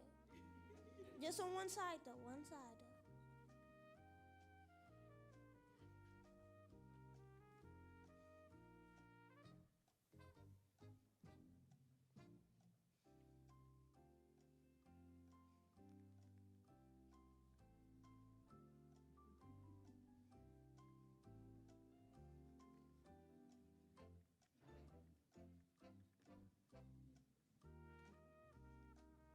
Now, the same thing to the jelly, but get a little bit more jelly, because it's harder to do it with jelly.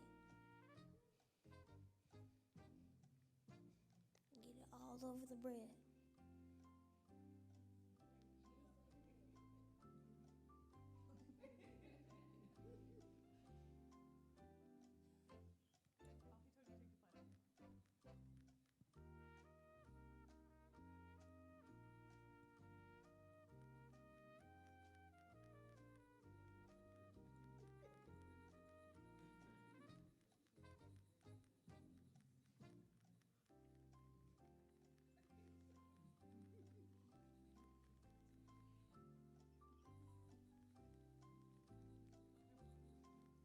Okay, now, since you put the peanut butter and the jelly on two separate pieces of bread, pick them both up.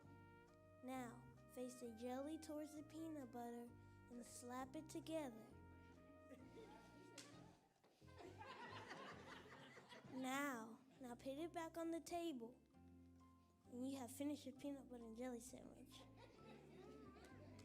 All right, everybody give him a hand. Let's look at the peanut butter. Do you want to pick it up, Miss Townsend? That's a pretty good peanut butter and jelly sandwich. Would you all agree? All right. A lot of jelly, but you want to taste it, Kaden? No? Okay.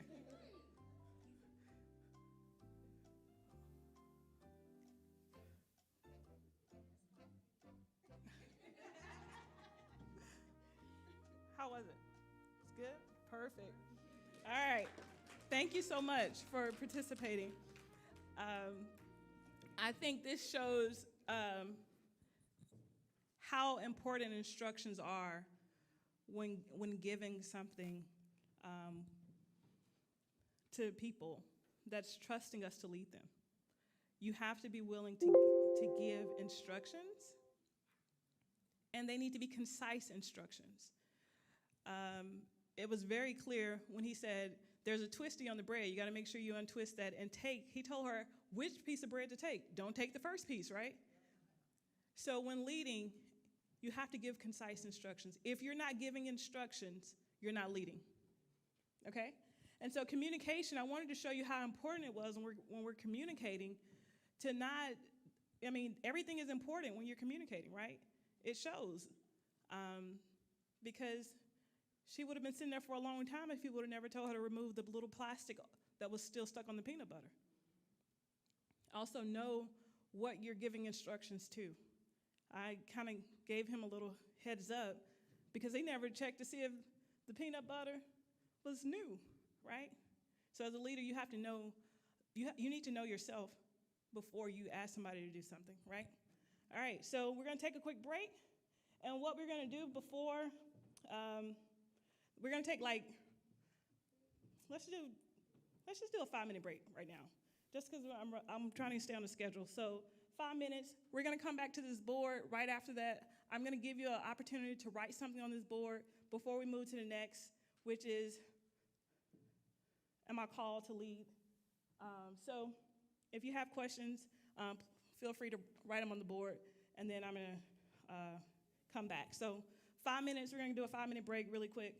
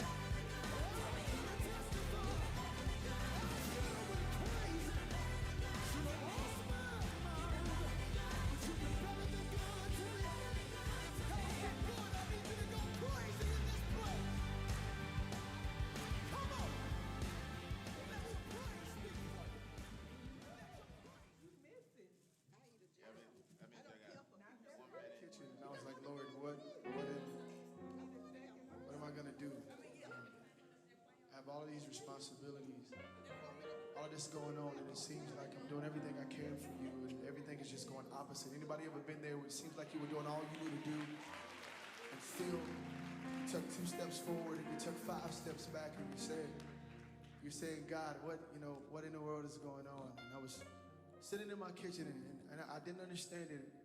And then these words came. I said, Lord, you are good. You've been so good. Lord, you are good.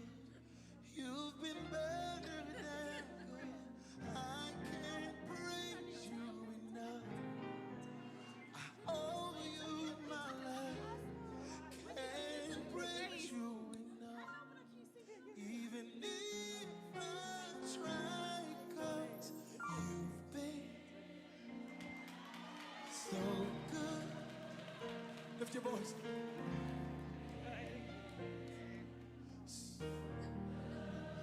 Come on, tell them today. You so good to me. Real quick, and go on your Facebook pages, share the video on Fresh Church page. Also, go to Fresh Church page and make sure you're following the page so that every time we go live or every time there's something from the church page, you'll get a notification about it and you can share it. We need to start making sure we're sharing all of our information and content that we're putting out. That's how more people, it can get in the eyes of more people. So y'all go and share it. This is good information, and we want as many eyes as can to see it. You got friends that I'm not friends with, you can reach people that I can't reach. All right? Also, we got the microphones in front of you. So we got a microphone just about on each table. If it comes to a point where there's questions and answer sessions or anytime you need to talk, the way that you use your microphone is already on. All you have to do is unmute it. So the unmute button is right here. Push it up. And it turns your mic on. All right? And once you get done talking, you use it back. But that's all I need to say. Thank you.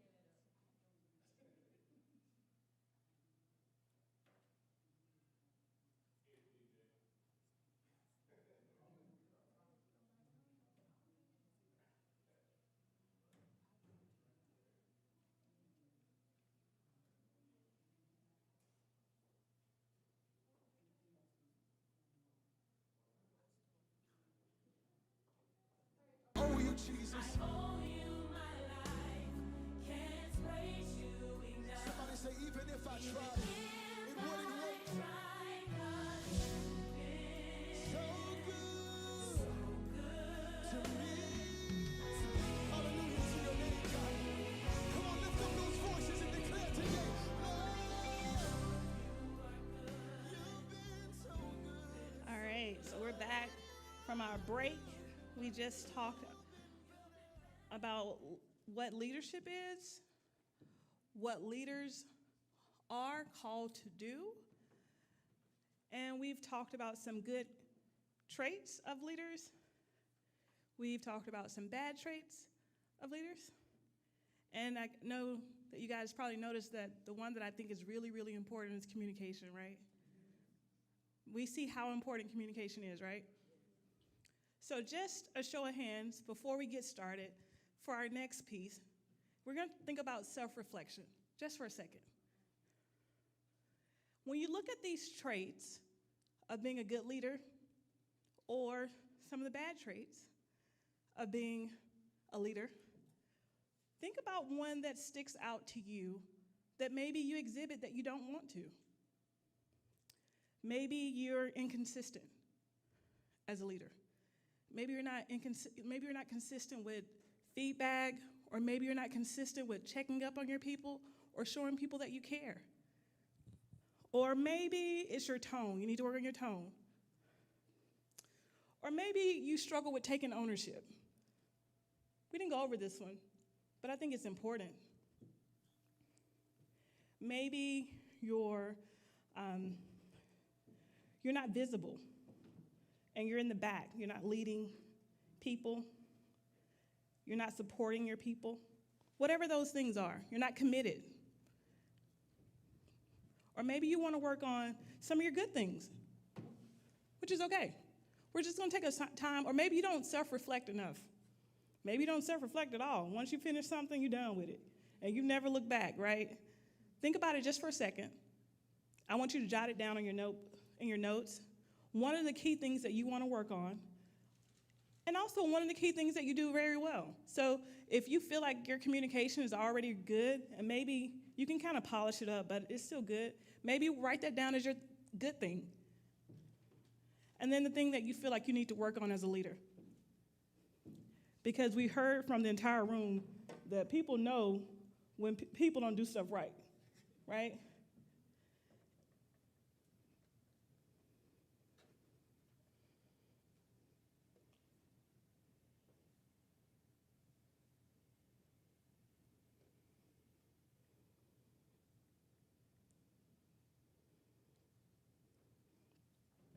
All right.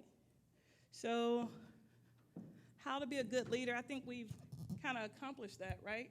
Do you guys agree? All right.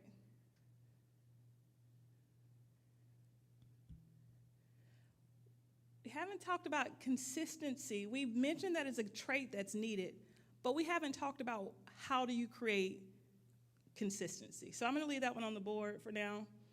There's a couple more that we need to do, but I think we hit the first one from an expectation standpoint is how to be a good leader. One, you actually have to lead, right? I told you those things that you have to do to be considered a leader, right? So now we're going to talk about, am I called to lead? Sometimes we get titles prematurely. It's okay. In corporate America, I've experienced this, that there are moments where you have to perform the job before they ever give you the title. In the church, we would be mad. They don't think I can do the job. No, they just want to make sure that when they give you the responsibilities, they give you grace. It's actually giving you grace. Because once you have the title, that means they can hold you accountable to that title. So when leaders tell you, I'm going to wait to give you a title, it's because they're giving you grace. That's how you should look at it from this point out, from this point on, right? So, am I called to lead? There are 5 questions asked on general surveys that tell people that kind of tell scientists, data research people, if people are really meant to lead, or are they called to lead? I am the leader in my group. How many people would say, generally when I'm around people, outside of this group of people, I'm generally leading the group? How many people would say that's me? Okay. And sometimes there are moments where you want to lead the group, but you're too scared. That don't mean that you're not the leader in the group. That just means you don't want to operate, okay? That's a whole nother topic, but am I called to lead? Okay. So you can actually, I am able to influence others. So if there's something that's being done, I'm actually able to influence people to go a certain way. If that's you, raise your hand. All right. That is one of the questions that they ask on a survey. I've held leadership positions before. People forced me to take leadership roles. If that's you, raise your hand. You're always forced to take a leader role. That's because you don't want to operate. All right.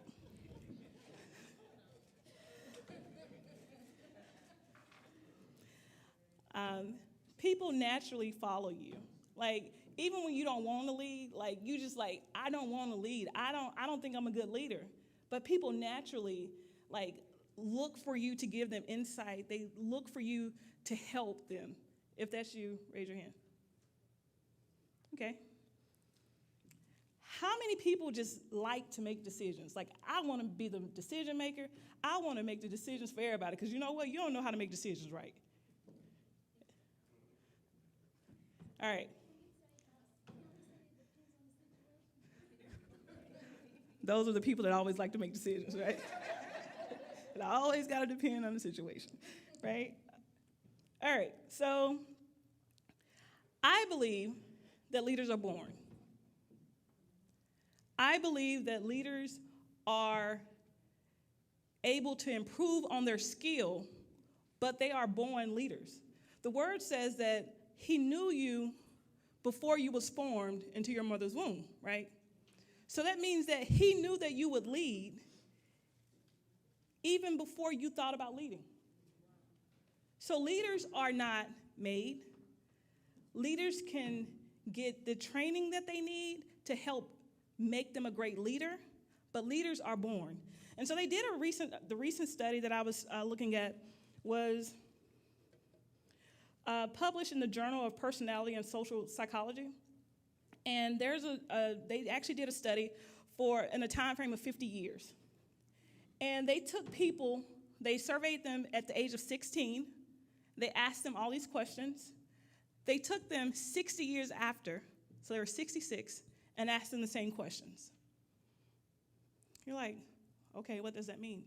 They found that those same people that said, hey, at 16, I think I'm a leader, are the same people that 66 years later or 60 years later were still the same people leading people. And you're like, okay, but what does that mean? I'm telling you that there are moments where you may question your ability to lead. That's okay. But if you're called to lead, you're called to lead. If you were born to lead, you were born to lead. Let's look at Moses, for instance, because you're like, okay, you're talking to the church. Like, I don't know if I believe this. I believe that leaders can be made. Okay. Moses was born. He wasn't born as a leader, you could say, right? You would think that. No, he was born as a leader. And why do you say that? Because his mom knew that he was important from the time that he was born. She knew that his life was so important that she needed to hide him, right? So him being born, she then got him access to the kingdom because he was born to lead. So you could say, well, that was just coincidence. So the same person that would need to have access to the throne, because he had to have some insider information. Sometimes it's hard to go to a place if you don't have any insight. So he had to have insight, right? So he had insight because he was a born leader and gave him the ability to go back, to have the passion for the people that he would one day have to lead. So I believe the Bible says that people are born leaders. Now, psychology now says, psychology is always twisting in there. Sometimes they don't know. Sometimes they say, they made. Sometimes, but psychology now is on board again to say that leaders are born. They're born that way. So then you say, well, I haven't shown that I was a leader in all these years. Well, you did, but you decided that you didn't want to operate. That's a difference. Understand, you were born to lead. If you're in this room for a reason. You were born to lead, and you have to make a decision that I will operate in leading people. I will do the action required to lead, right? I'm going to work on my traits. I'm going to do the things that I needed to do.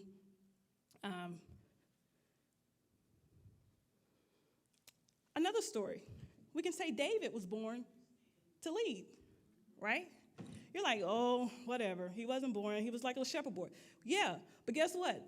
All his brothers were up before that his dad thought that they should be the leader, right?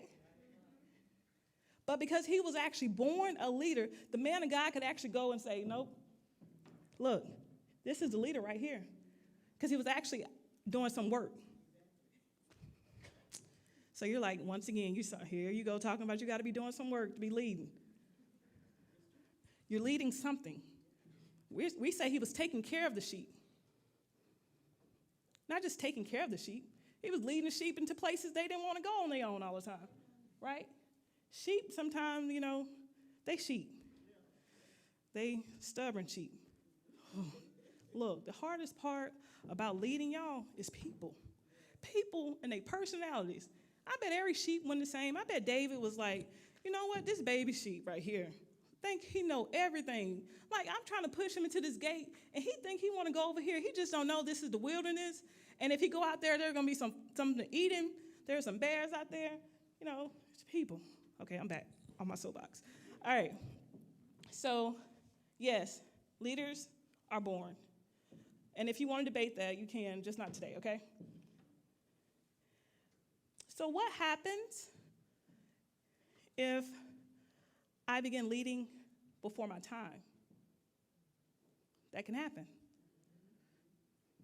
But also, you not leading at all is a problem too, right? I would probably want to err on the, at least I'm trying to lead, than not leading at all, right? Because I would hate to see someone getting ready to jump off the cliff and not be willing to give them insight or any kind of instructions. It's one thing to lead too early, meaning maybe I don't have all the proper training, right? I've never seen this before. I've never experienced this before. When you know your passion and your purpose but not receiving the appropriate guidance can lead you to staying in the field too long. Or it can lead you to bleeding on your people. Like, you know, I talked about transparency before, right? Sometimes when you lead too soon, you're transparent about the wrong things.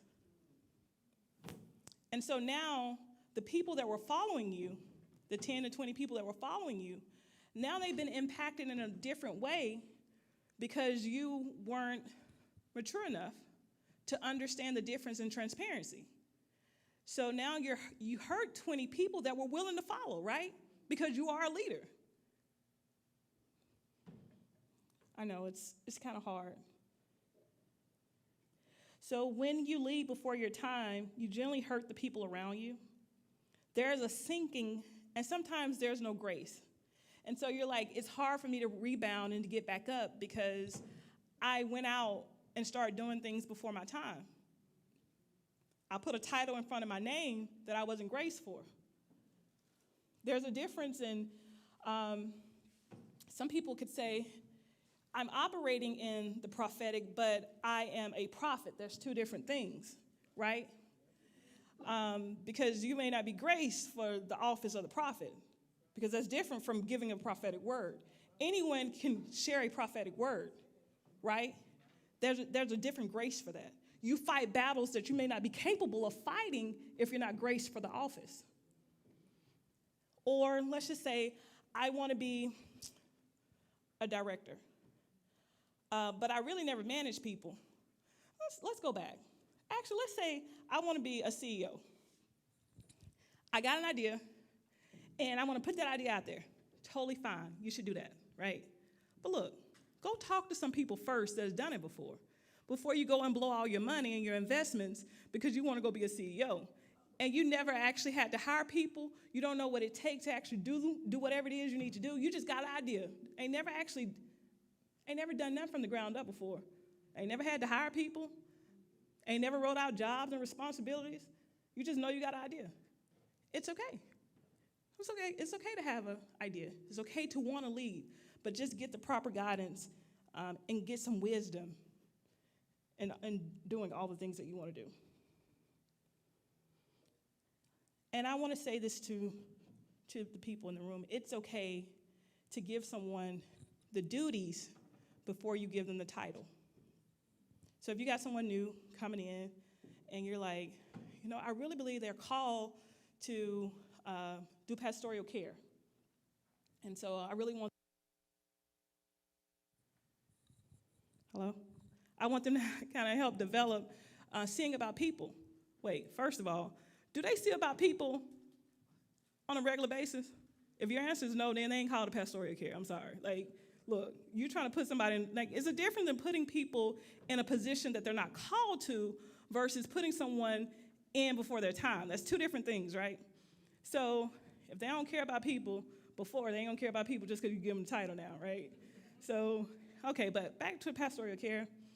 Let's just say, hey, they don't really know all the ins and outs. So I'm gonna give them some time to learn it, maybe look at some other churches, see what they're doing, and to kind of see their thoughts and their vision about what pastoral care look like, right?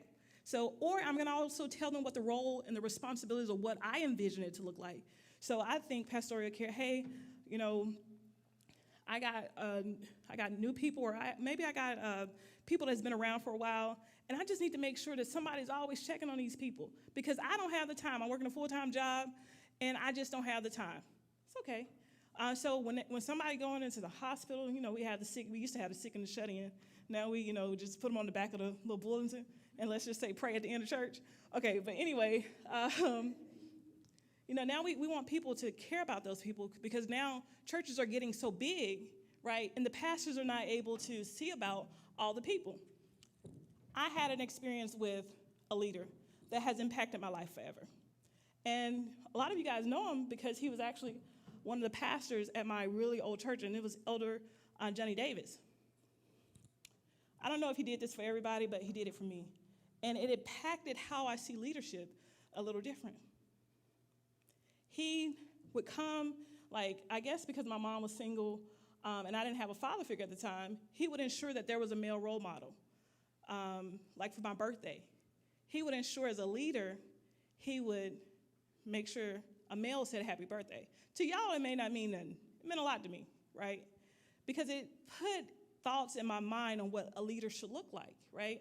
So as I'm thinking about leading before your time, or I think about giving someone a title, think about your experiences as well, right? How did you feel when you were put into a position?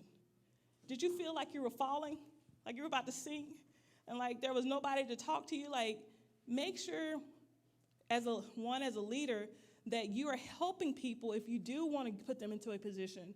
And two, as a person, if you feel like you need help and guidance, it's okay to ask for help, right?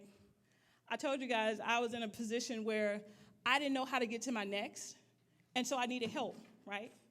And because I was actually doing the work, they actually already given me the work, and I was kind of leading that department before my time, I feel like maybe I need to get some help because the girl don't know, and I don't want to fail, I don't want to sink, so let me get some help.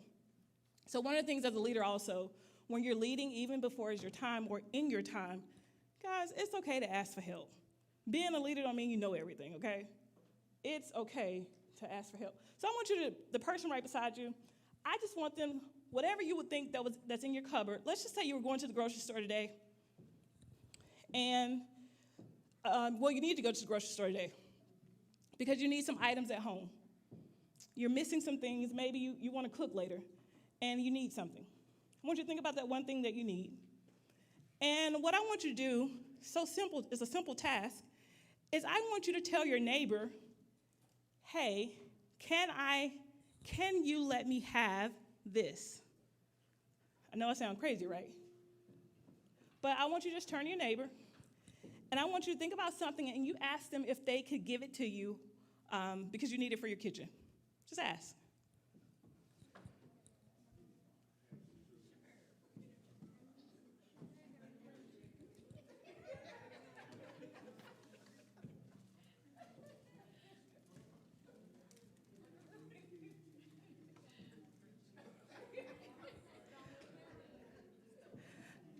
I heard a lot of people ask for some sugar. All right. That was pretty easy, right? I mean, you would think that's easy, right? It's easy to ask somebody for something. Okay, let's be serious. Okay, I want everybody to think about your current position. Maybe that's in the church, or maybe in your job. And I want you to think about that thing that you need. Maybe it's, I need help with, I don't know, whatever it is that you need help with. My problem, let me see what I would need help with.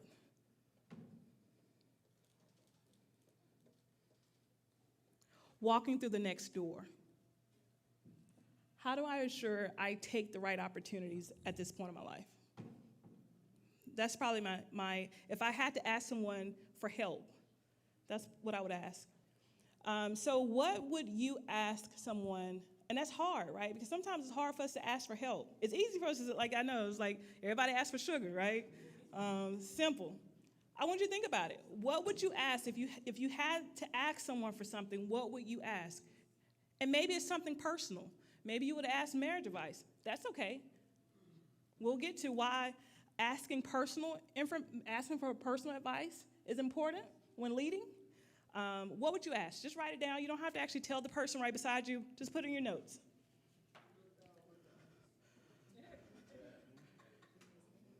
I like that too. I would just go ahead and ask for $1 million if I could just ask anybody for something. Just, do you have $1 million that I can have and not pay back? Don't want to pay it back.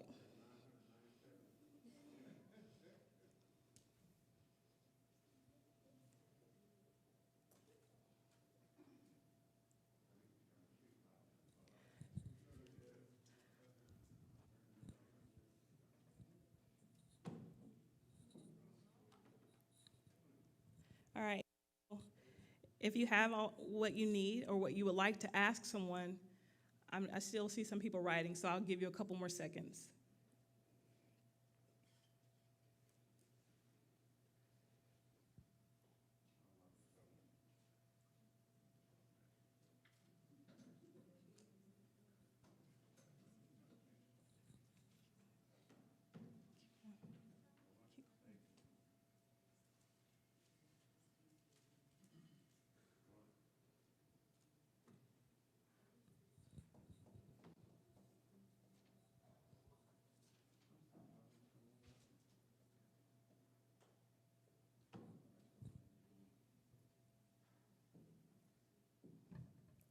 All right. Do you have your thing that you would ask?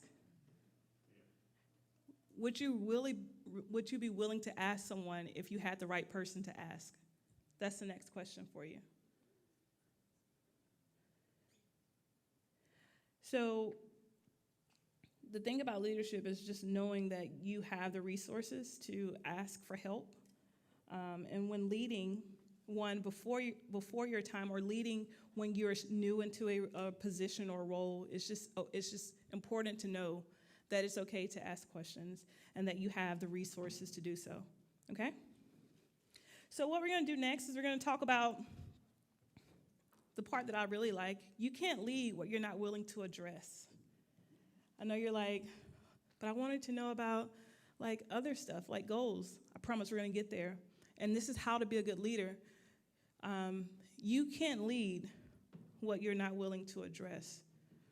So one of the first things of leading, the Marines and I think maybe the Navy has applied this pillar of understanding and wanting people to operate as a whole person. In many cases, I tell my team, hey, I want you to operate as a whole person. Bring your whole self to work, right? That means you and everything attached to you, right? Because I don't have computers that work for me. I know we have AI bots and all that kind of stuff, but I have real people. So I want real people to bring their real self to work. Now, the problem when you introduce that to most people is if they bring their whole self to work, they're not whole. And this actually comes to leaders as well. So we have people operating in places that are not operating from a whole place, right? And this is just like everything else. If you're operating in a place before it's your time, if you're operating and you're not whole, you can also still scar people. The biggest thing about leading, no matter if it's before your time or in the wrong position, is not just grace, but the whole thing about leading is when you will impact a life. Lives are so important. And so when you don't take it serious, you don't understand your personal impact on people's lives. So emotional intelligence is one of the first things. And you're like, what is emotional intelligence? It's the capacity to be aware of, control, and express one's emotions, and to handle interpersonal relationships. It's also the ability to understand and reason while thinking and acting through emotions. As a leader, it's so important that you can rationalize your emotions. Because what'll happen if you can't is, one, when you have to deal with real issues, you can't. You'll hide behind your emotions, or you'll let your emotions get the best of you, that you're not able to actually rationalize a situation right. You always think somebody after you. Nobody like your leadership because your emotional intelligence is not where it needs to be. That's one of the biggest things. Now, if you go and Google anything, everybody wants to know about emotional intelligence, EI, like like they have tests for this. In corporate America, like they want you to take tests around your emotional intelligence to see how you will deal with situations. And so, as the church, we have to do the same thing for our leaders. We need to know how our people, when it comes to situations, how will they handle stuff? Because it may not be the way that you want them to handle it. It may be a way that will scar people. The advice that you think people are giving, they're not, right? So it's important for emotional intelligence. And so you're like, so why is this important? Why should I be able to to think through without always acting out of my emotions? Well, one, it makes you more disciplined when you are able to deal with your emotions when it comes to situations. It also makes you more open to constructive criticism. A lot of times we want to have conversations with people, but understand their emotional intelligence is not at a place where we can actually have real life conversations. They're not going to take your feedback because they're dealing with issues that they haven't dealt with as a leader. It helps you stay cool under pressure. You know, when you really want to get upset, and you're like, every time, like if you're always in a place where you always have to react, and you're never able to take a step back within 24 to 48 hours and actually think about it, you may need to check how you deal with things. That's important. It also makes you more effective when it's time for you to communicate. So if you're like, oh my God, I'm having issues with communication, it may be attached to your emotional intelligence, how you actually strive under pressure, how you deal with things, how you think about it. That's first just taking my emotions, because emotions is part of a lot of things when leading, right? You feel some kind of way, right? I feel like you don't like me. I feel like you didn't do what I asked you to do. I feel. It's always about how I feel. The emotions attached to our intelligence, right? Physical is the second thing. When leading, you need to know, you need to take care of your bodies, guys. You can't lead people if you're not around, right? If you're not taking care of yourself, if you're not sleeping. I know we're thinking about physical, but sleep is part of physical, because if you're not getting enough sleep, you're not able to operate. Are you taking care of your bodies? Are you going to the doctor to see about yourself? Okay, you don't like the doctor. Okay, are you taking holistic approaches to ensure that you are able to keep this temple operating? That's important. You can't lead if you're not around. It is the prerequisites. Being physical is also, it shows discipline. Now, this is not any shade for anyone that's overweight, not at all. But one of the things as a leader, what I notice as I go up, I notice that leaders, they operate different. They eat different. They have like all this exercise equipment at their house. They spend all this money on like these Pendleton bikes, I think. Pendleton, okay, that's what they call. See, I'm not at that level yet. I don't have one. Because they're all cool. But not because they're cool, because they know that they need to be in physical shape if I'm going to keep leading people. And you're like, why? Why is that important? Because when you're physical, it actually helps your mind. It stimulates your mind. It also helps deal with stress, right? So you have leaders that want to lead people, but they can't even deal with stress in a healthy way, right? So being physical help you deal with stress in a way that's, one, healthy, right? Because we need leaders that's going to stay around and not have to be in the hospital all the time. It controls weight, reduces the risk of disease. It improves your mood, and it increases the lifespan. And one of the things that I really love about this, it says that it's discipline. As leaders, there are so many times that we're not disciplined, y'all. As a church, we kind of went away from fasting all the time. We can't even fast. So if you can't fast, you're not physical. I'm sorry. Like, you're not physically fit. That's the way I feel. And you can say, that's wrong, Michelle. Let's argue about that on a different day, not today. If you cannot fast because you always have to have food, and your body cannot get to a point where it can operate without food for at least 6 to 8 hours. Now, understand that there are some medical conditions, right? But if you cannot discipline yourself, if there is a crisis, that means that you can't perform, right? So it's not just about saying, I need to fast because I need to just have a fasted life and not eat food. It's because there are moments in your life where you may not be able, as a leader, to get to food. And if you don't know how to operate at that level, that means you can't take people to that place, right? So we can think about Moses. I'm sure Moses, he was physically fit to be walking around all them years, right? And to be able to eat certain food that they ate. They ate manna for a while, right? He was disciplined. He didn't complain. The people did. Right? So being physical is important when you're operating as a leader. Being spiritual. So I say in corporate America, we can't really talk about religion. Talk about spiritual, right? Because now science have said that people are spiritual beings, y'all. Science now has finally said we have spirits. We watched a series where, not really sure where, this was in some other country, that they have these bots, these robots.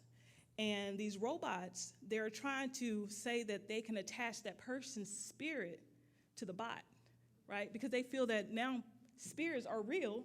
So now if spirits are real, that means that it should stay because it never dies, right? And so they're saying that they want to attach it to bots. Y'all, it's crazy. I'm telling you, if you watch TV, it'll like send you to a place like, what? But spiritual fellowship. So being spiritual is just like such as attending church, or, some people consider meditation. Let the meditations of my heart be acceptable in your sight. So when people say, I need to meditate, yeah, what are you meditating on? I need to be meditating on his word. So meditation of my heart, be acceptable in thy sight. We say that and we don't even realize what we're saying. So we need to be spiritual, and we need to have meditations where we need to spend time meditating on God's word. So as a leader, that means you should have time cut out to spend time with God. Once again, you can't lead people to a place that you ain't spending time doing, right? So they also say that being spiritual helps create community. Interesting, when we want to impact a community, but we're not growing the community by being spiritual. Insightful, right? Being around and doing spiritual things grows the community. Science said it, I didn't. I mean, the Bible says it too, but if science says it, some people believe like it's only science. Well, science said it, so that means you gotta be spiritual. Also, spending time with God provides insight. So why do I need to be spiritual if I'm leading? It provides insight on how to lead. A lot of rulers in the Bible were wise, not because of just general wisdom, but because it was downloaded wisdom from God. And so spending time with God will give you access to God's plans and his secrets that only you can get if you are actually in his presence, right? You can't get secrets if you're not in the presence. Like, I have to commune to actually hear. So if I'm not communing with God, I'm not hearing from God. So a lot of times people are saying, everybody's like, I can't hear from God because you ain't communing with him. You ain't spending time with him. You ain't going on dates with God. I mean, dates for me is sitting in my car, like driving. I like long commutes to work. I don't really have a commute now to work because I work from home. But I actually like commutes. Like 30-minute commutes are perfect for me. 30 minutes to work, I spend time listening to podcasts and listening to the Word of God. And 30 minutes on my way home, I'm also spending time listening to podcasts. And it's my time to commune. I can talk to God, and nobody hears it, right? Nobody think I'm crazy because I'm like, God, now, it's about today, right? And so my commune and my spiritual life may not look like yours. Because me and God, like, we go way back. There's a song, like, I don't know if y'all, okay, never mind. There's a song about it, but spending time with God is important. Direction, clarity, wisdom, understanding. If you're leading and you don't have those things, it's because you're not spending time with God. That's for leaders. Because if you're guiding people to a place, you need clarity. Because people want to know, where are we going? Right?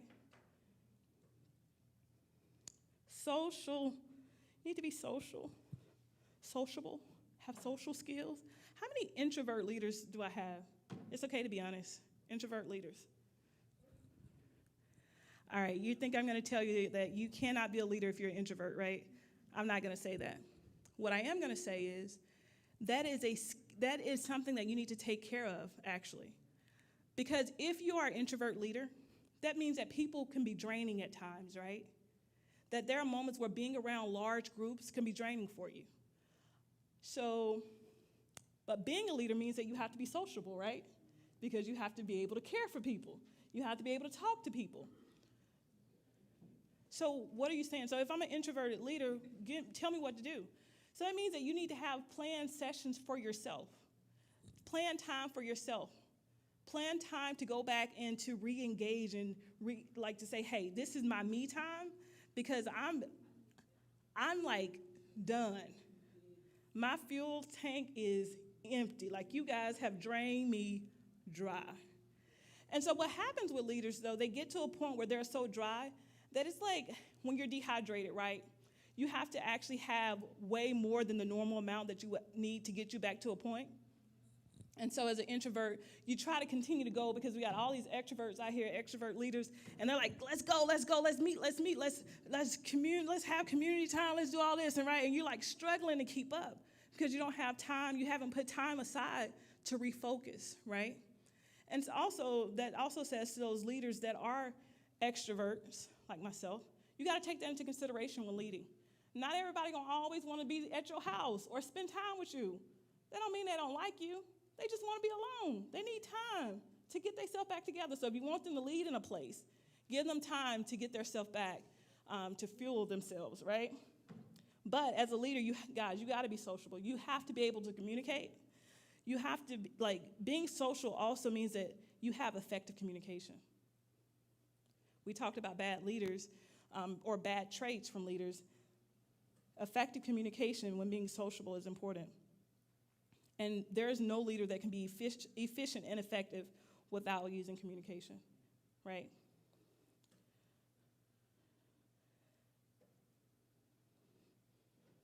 Psychological. And this is related to the mental and the emotional state of a person. You can't guide and provide help, care, and empathy when you don't want to address the issues that you have in your own mind.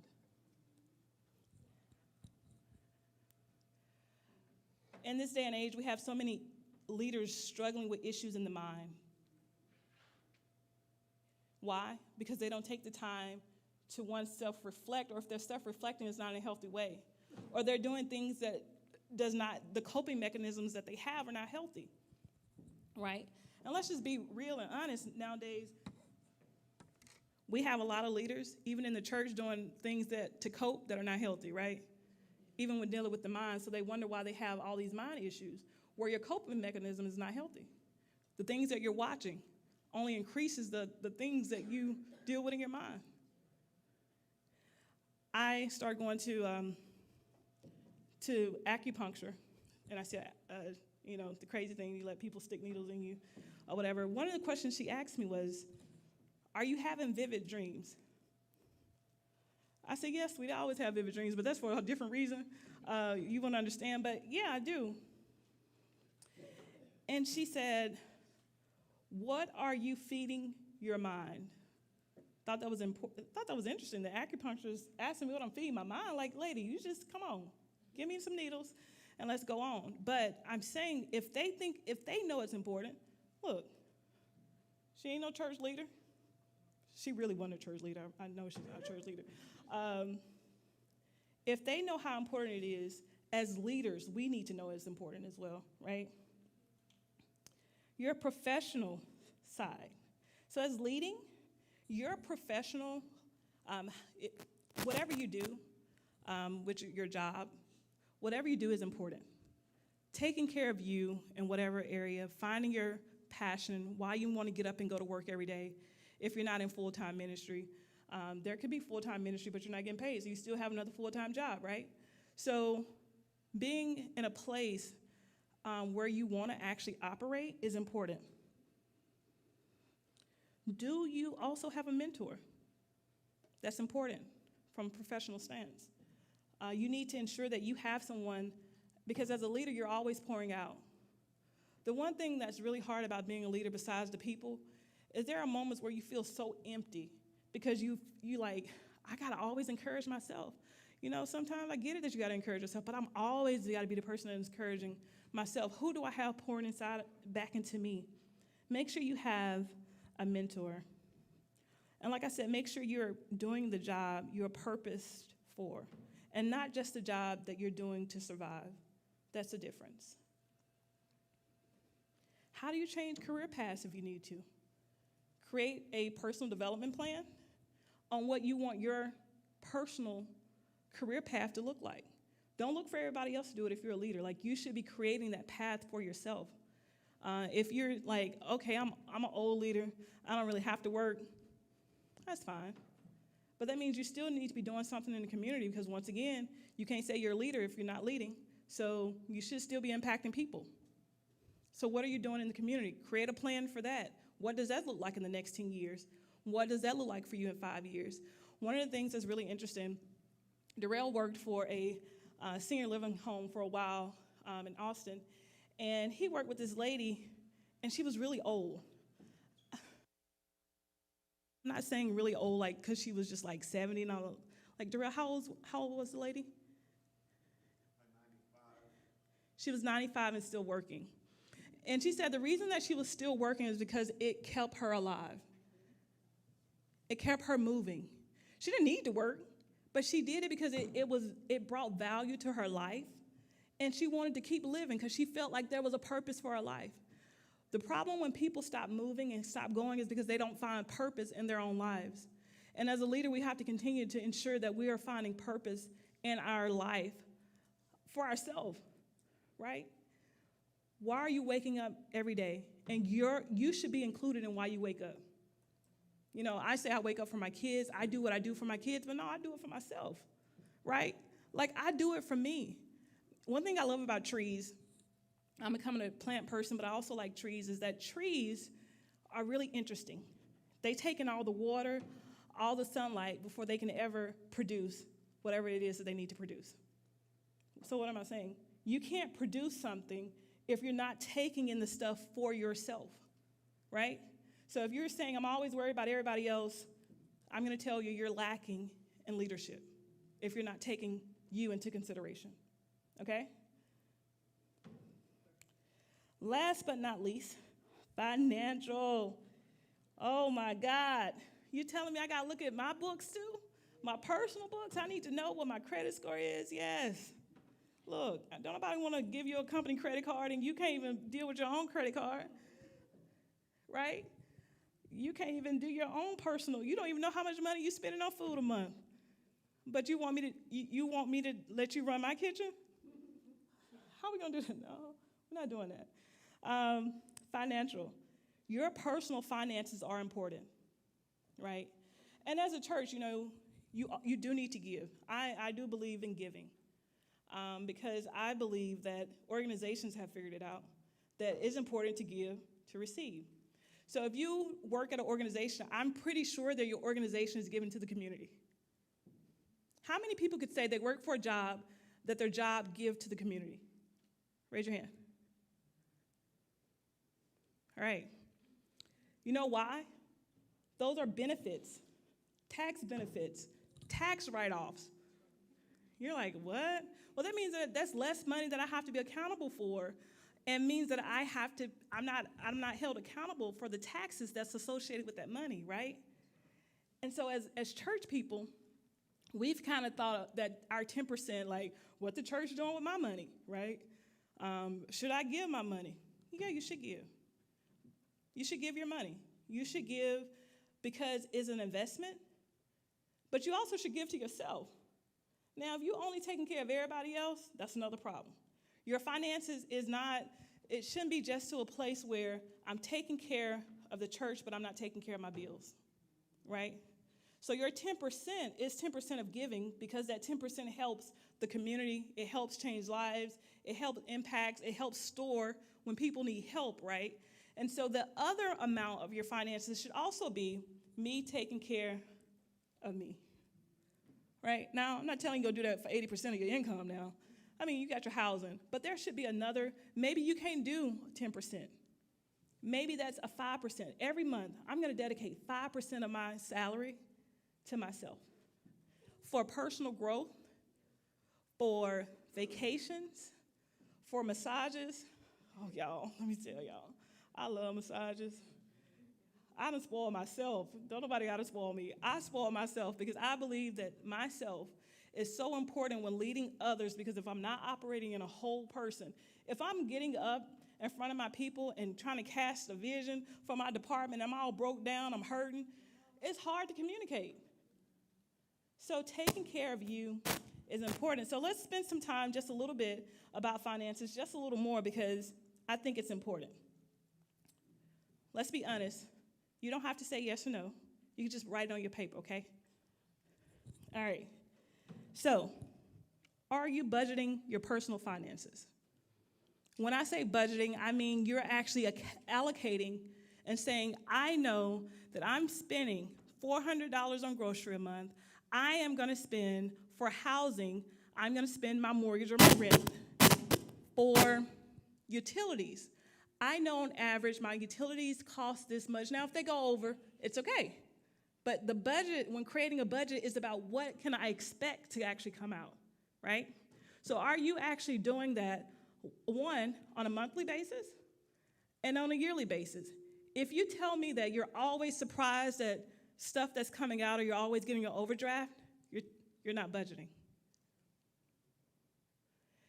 If you tell me you don't have money when you're working, and you're like, things are always coming up, but they're like normal things that would come up, like your tag for your car, or new tires, or an oil change. Those things are things you should actually budget for, right?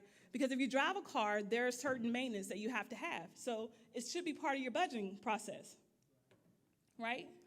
So can you actually say, yes, I am building out a budget on a monthly basis that incorporates those things that I actually see happening in my life every month, and I don't even know why I'm so shocked when they come out. Like we pay for Hulu, right?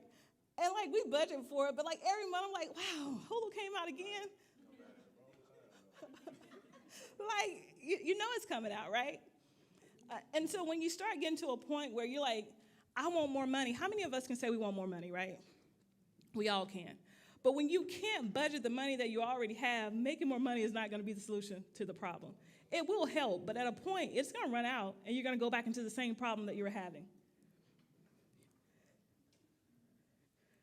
Are you goal setting for your personal finances, right?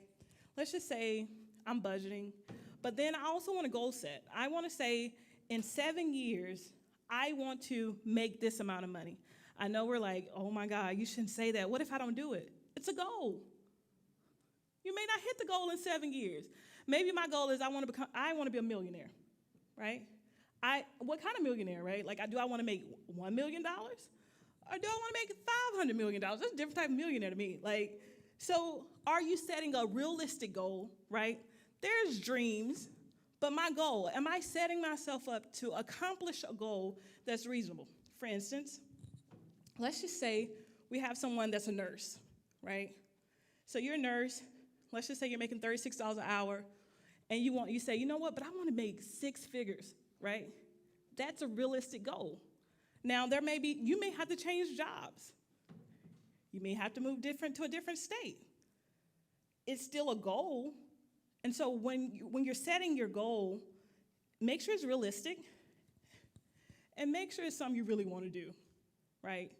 Because if you want to make $100,000, but you're not willing to you don't really want to do that, or I want, like, when you set that goal, make sure you understand what comes behind it, right? Because that's important.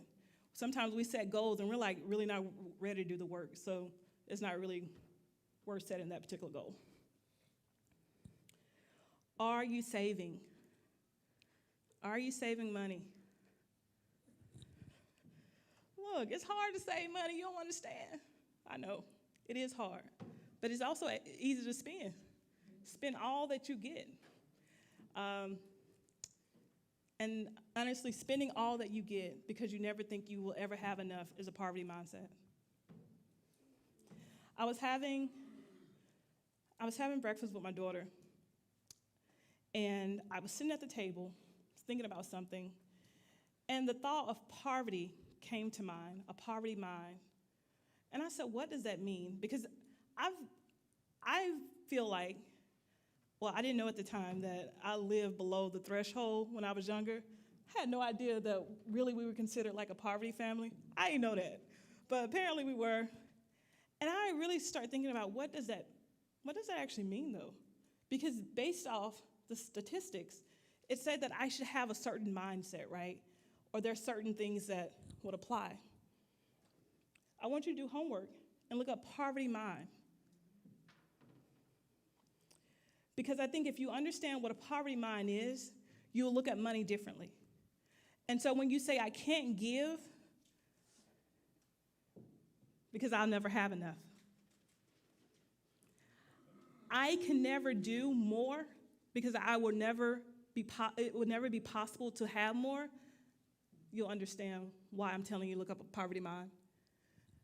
And I know that's not something that we generally want to talk about, but when it comes to our finances, we need to have a better understanding over our personal finances.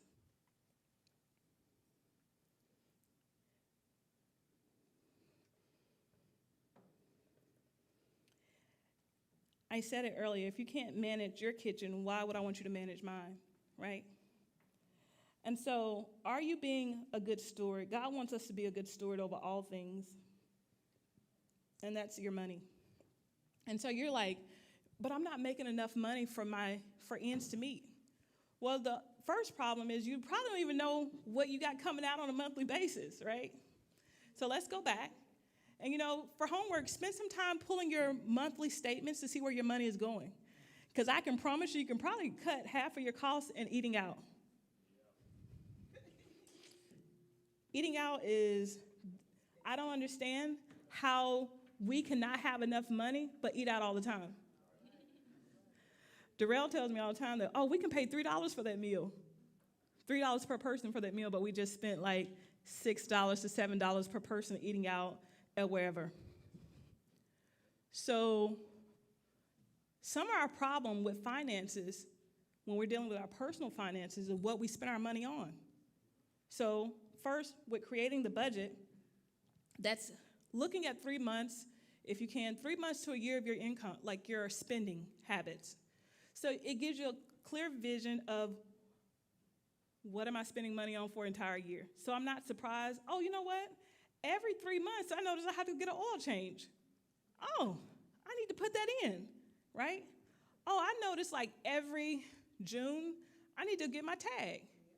Oh, so man, that girl's trip that I want to do in June, that would spend that $400, I can't do that because I got my tag. Or I need to say, you know what? Coming up into June, how can I put back $400 extra so that I can still go on my girl's trip in June, because that's important, right? So it's just changing your mindset at how you see your money. And one of the things as a leader is you need to actually have a full view of your finances, right? So if you're just looking at it, every week, I get paid on this day. I know I got some bills, but I don't know when they coming out. That is not good. Not good at all. So take 3 months to a year. You can look at 3 months, your last 3 months, where you spent all your money.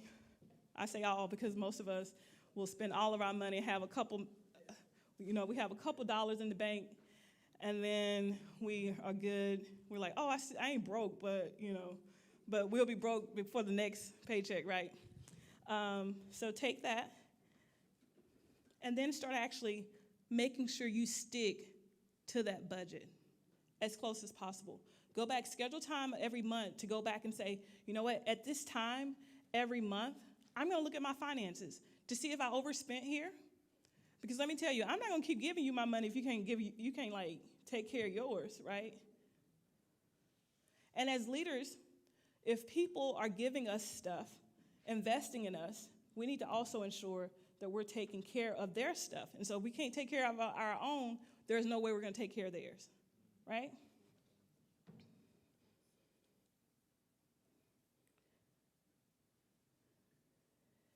All right. It's time for a break. It's actually time for lunch. You guys are like sticking with me. Hope I'm not boring you too much. We're going to take a quick lunch break for 30 minutes. And we'll come back in 30 minutes, and we'll actually hit our parking lot. Because I don't think we're actually covered just yet everything that we want to cover from a leadership perspective.